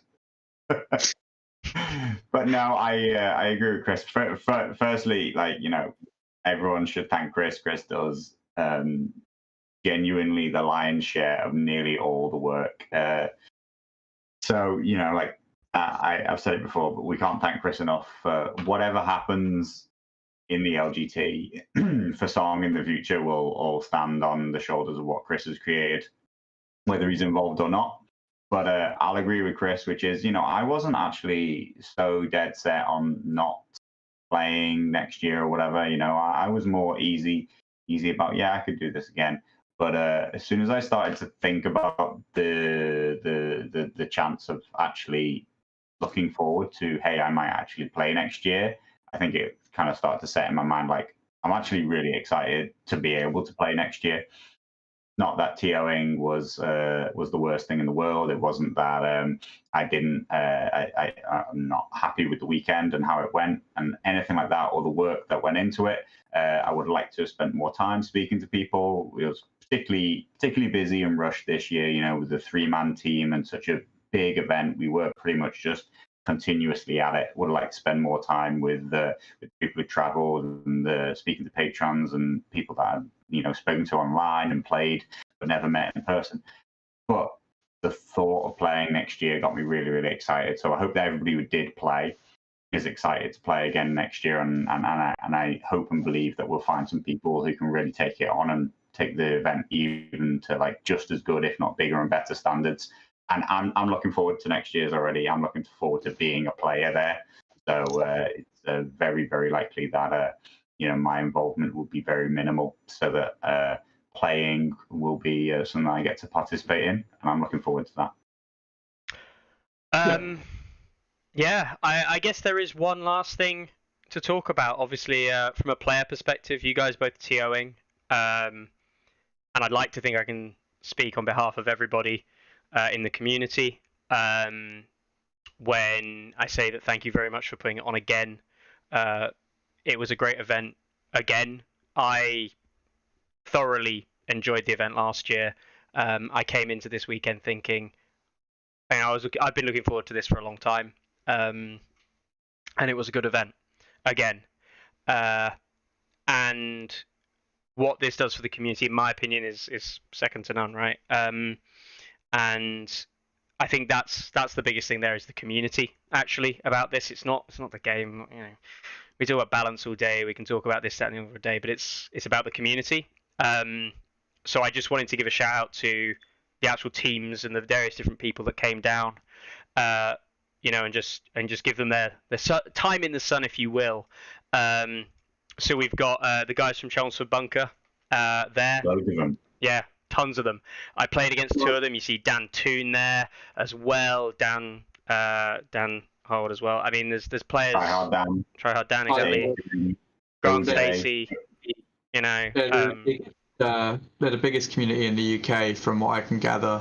Yeah. And they're about an hour and a half from me, a bit closer to 2 hours. So I have been to a number of their events. If you're part of the UKGT Discord, we've just set up a series of regional channels, so you can go and find players local to you. They're already talking about their next event on Saturday. They're absolute nut jobs. I can't believe they're going to an event on Saturday, but they are. Brilliant community, brilliant set of players. World's nicest man, Dave Toon, circa 2021. And also still a great guy this year, but award-winning nice guy last year. Really, really good players there. Try Hard Dan, Marky, who's just come into the scene from 40k. We won one over finally. That's awesome. Lots of really, really great people, great players, amazing paint job. Go see them if you can. Go to their events. They weren't the only one, so I'm just going to go through loads here. The guys from France, we've got Titus, Chabalou, and Mur. Titus is, I say this about a lot of people, right? He's one of the nicest people I've ever met. I've spoken with Titus a long, long time ago, when we first filmed that stupid video on Baratheons, to start a lockdown and where that went. And I met him in real life for the first time. Absolutely lovely guy to talk to. I'm unbelievably looking forward to seeing him again, talking to him again, and getting to play in France, in Bordeaux. Not just him, but also Chabalou, who I spoke to quite a lot over the weekend. So yeah, thank you very much for that, guys. And just on a note, while I've got people here, Titus had a lovely little kind of like sideboard thing, a little bit like what the German players had when we saw them in the German Nationals.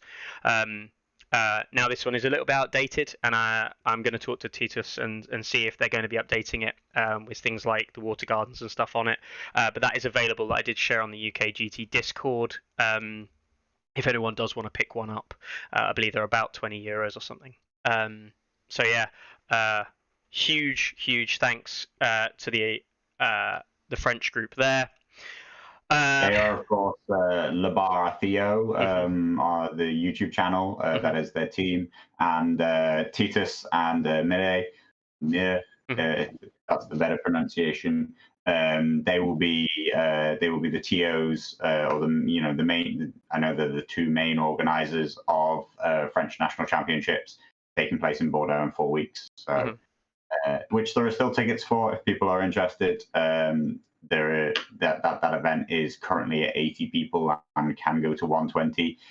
I'd be plenty pleased if they instantly took our title away as the biggest ever song event. I'd be more than happy for them to outperform us and get to 120. So get involved if you get to Bordeaux in 4 weeks' time. So much so that the three of us plus Doug will be propping up their numbers. So yeah. Next up on the list, and there isn't really a particular order I'm doing this, guys. This is just the photos as I downloaded them. I mentioned them earlier, and very, very good friends of basically everyone here. Certainly me and myself and Carlo. The guys from Redcar, Team DMG, Nige, Aaron, a lot of them, Harbo, great group, and they've been growing their group as well. And they're quite local to me. It's like literally like about an hour train drive, half an hour train ride. So absolutely stoked. Lovely to see these guys again turn out in massive numbers, getting the minibus down and tell us the stories of all of that. Yeah, obviously lovely to see them there, and they're always a pleasure to spend time with. We've also got the next group of the show, the Italians, the guys from I always butcher the name, right? The something de Orki or whatever. I can never say it properly. But you got Danny there, front and center, and Tauro with his medal there. Absolutely. I mean, Danny, I had him on the show not long ago. Lovely guy, and in real life he is exactly the same. Absolutely lovely guy, and the lot of them fantastic to interact with. They were asking me, I don't know about you guys at all, but they were asking me, "Oh, you're going to come over in Italy and play?" So, it's something certainly that I'd hopefully look forward to in the future. But you didn't get asked. Chris didn't get an invite. It's just you, mate. No, I'm 90% sure there are other people. But yeah, thank you very much to the Italian community there. And if people don't know, that's Presidente and First Lady on the far left of the photo there, who actually own the store where all of these games get played, and they are really what started this community off. So to have them coming over and taking part in this event is brilliant. And I don't know exactly how many blood relations they are, but they say that they are a literal family. They say that they are. Yeah. I was about to say that. Yeah, I was about to say I didn't know if they were all one giant family. That's a lot of boys. That's a lot of sons. But yeah, they're absolute legends. Really lovely to spend time with. Now, a group that I've interacted with a bit online, but I had no idea who they really were and where they existed or what have you, was the guys from Microwave Express Train, who have got a special shout out to these guys, because I know a lot of people had a lot of beers with these guys and memed with them all weekend. So likes of Orgmo and Brickfish, who I've spoken a lot to Brickfish online. Lovely to have those guys turn out in a community that I didn't know existed in the UK until it became clear that they were there. So absolutely fantastic showing from them. We've also got, and this is a good one from the Netherlands. So this is Luke in the red t-shirt, and as you recognise, quite a few of those players from previous photos. They went home. Literally every single player there went home with something of their group of 4. 3 of them with prominent wins in one category or another. Massive shout out to those guys from the Netherlands. Lovely group as well. Lovely guys. Shankar on the right taking best Targaryen, Orkboy on the left taking best Greyjoy. Mm-hmm. Yeah. Best Greyjoy. And Ichtenberg, of course, was the overall winner. Yes. No. Second place. In the yellow. Or third, because Chris was second, wasn't he? I think. And then Luke. A lot of various accolades. Yeah, Luke, very high finishing neutral player. So yeah, massive congratulations to them. On a similar vein, we have the guys from Poland. That's Peter, Sławek, and Masara. Obviously, congratulations again to Sławek and the guys from Poland coming along. Team Piwnica. Anyone who thinks that these guys are not a force to be reckoned with clearly doesn't know their Song of Ice and Fire history. And I know that I hope one day to make it across to Poland again to play in an event over there, which I could go this weekend. They've probably got one on. So yeah. Polish Nationals in 3 weeks. Yeah, Polish Nationals in 3 weeks. On the next one. We're moving slightly towards kind of like personal ones that were more important for me. Germany, the German contingent that we have, the likes of De Pianist and Larks front and center there again.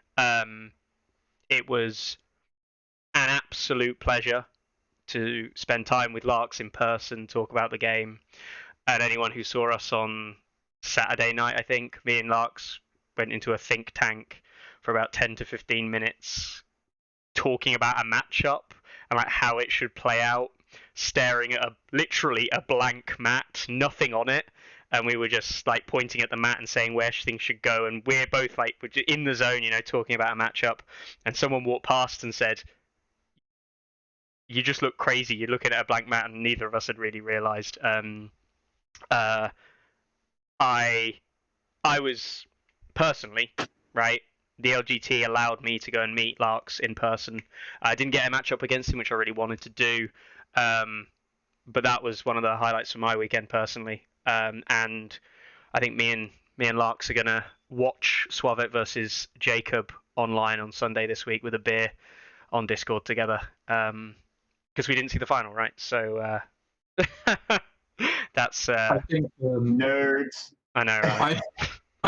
I said to Larks before the Invitational that I think it was really important that he was there for that, just because of his dominance over the last edition of the game. Mm-hmm. So it's really good to have him down, and yeah, super nice guy. And I didn't get to play him either. I played him on TTS, but I haven't played him in real life. But for all his skill and everything, seems like absolutely great guy to play against. So, and the same with all the German guys, seem really nice from the small amount of interaction that I got to have this year that we hope to remedy next year when we're playing.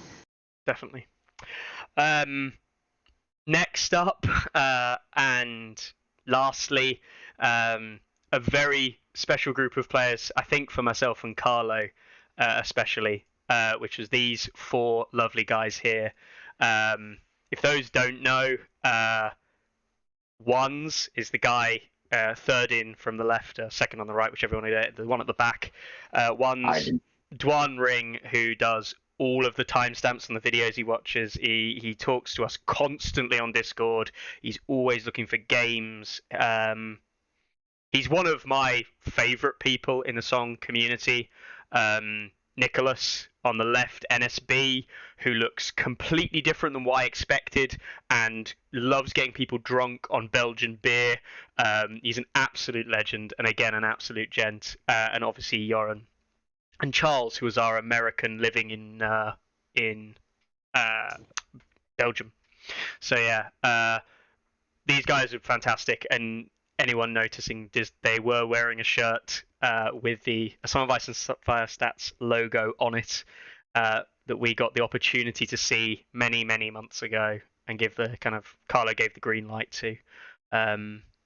These guys are awesome, and it was great to see. More than happy to. The expensive Song of Ice and Fire Stats legal team.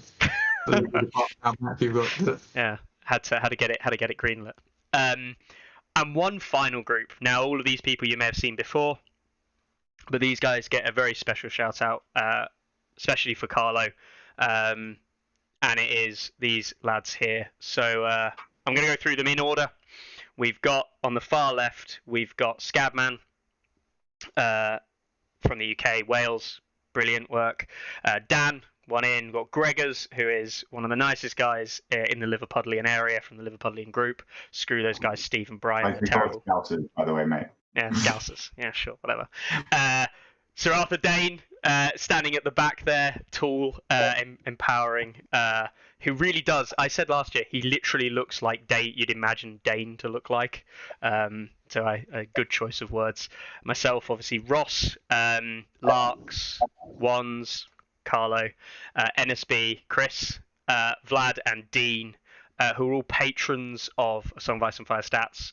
Quite literally, without them, the site would not be running. I switched off about a year ago. So it's these guys that I have a lot of respect to these guys. I talk to them a lot, and Carlo does a lot of the work that he does for people like this, and everyone else in the community as well. But yeah.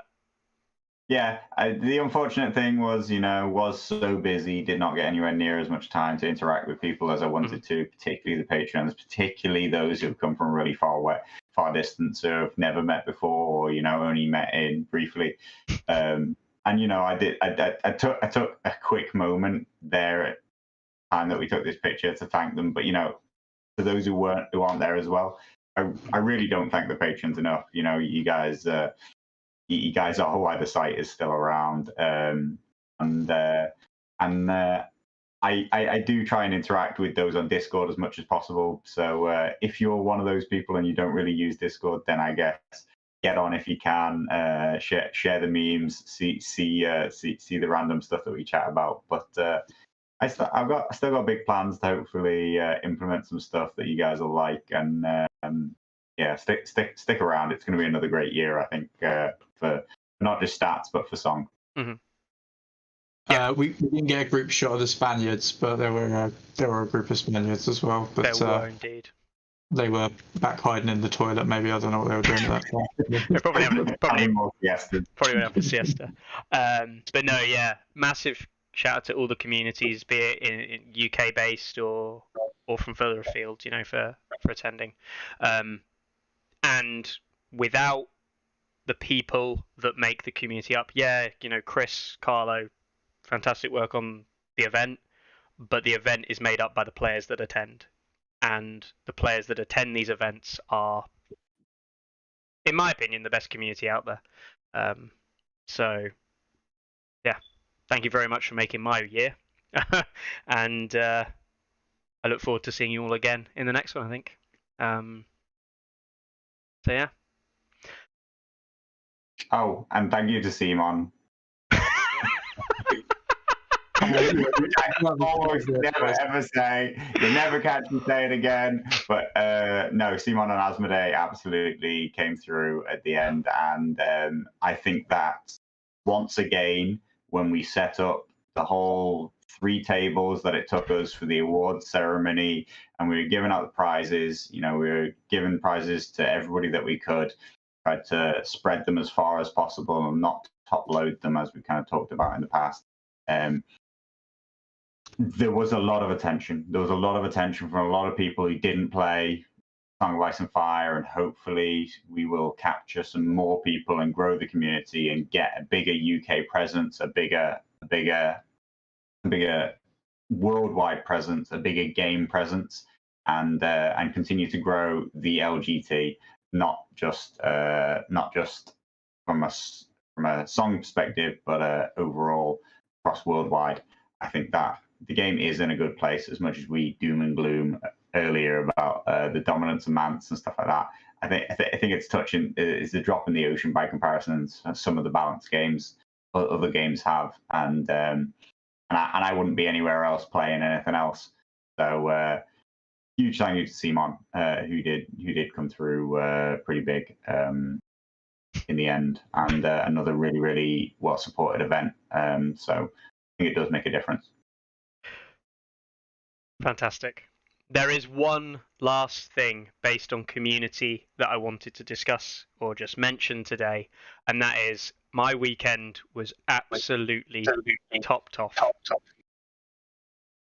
Luke from the US sent me a message earlier today saying that those 7 starter boxes that he got sent by Simon were all given to new players, shared about, and those community and his community in the US is now grown massively.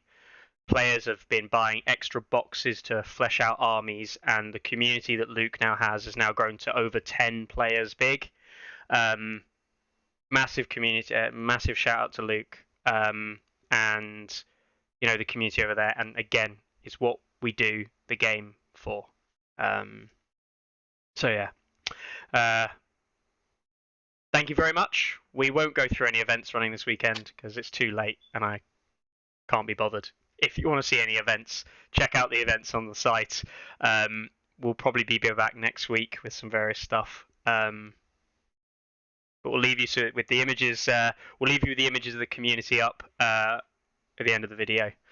Any last words? Thanks for turning up. Yeah. Bye. What a send off. Thank you very much, guys, and we will catch you next week. Have a good one. Ready? Aim. There's too many. Anyone see my mammoth? Stubby.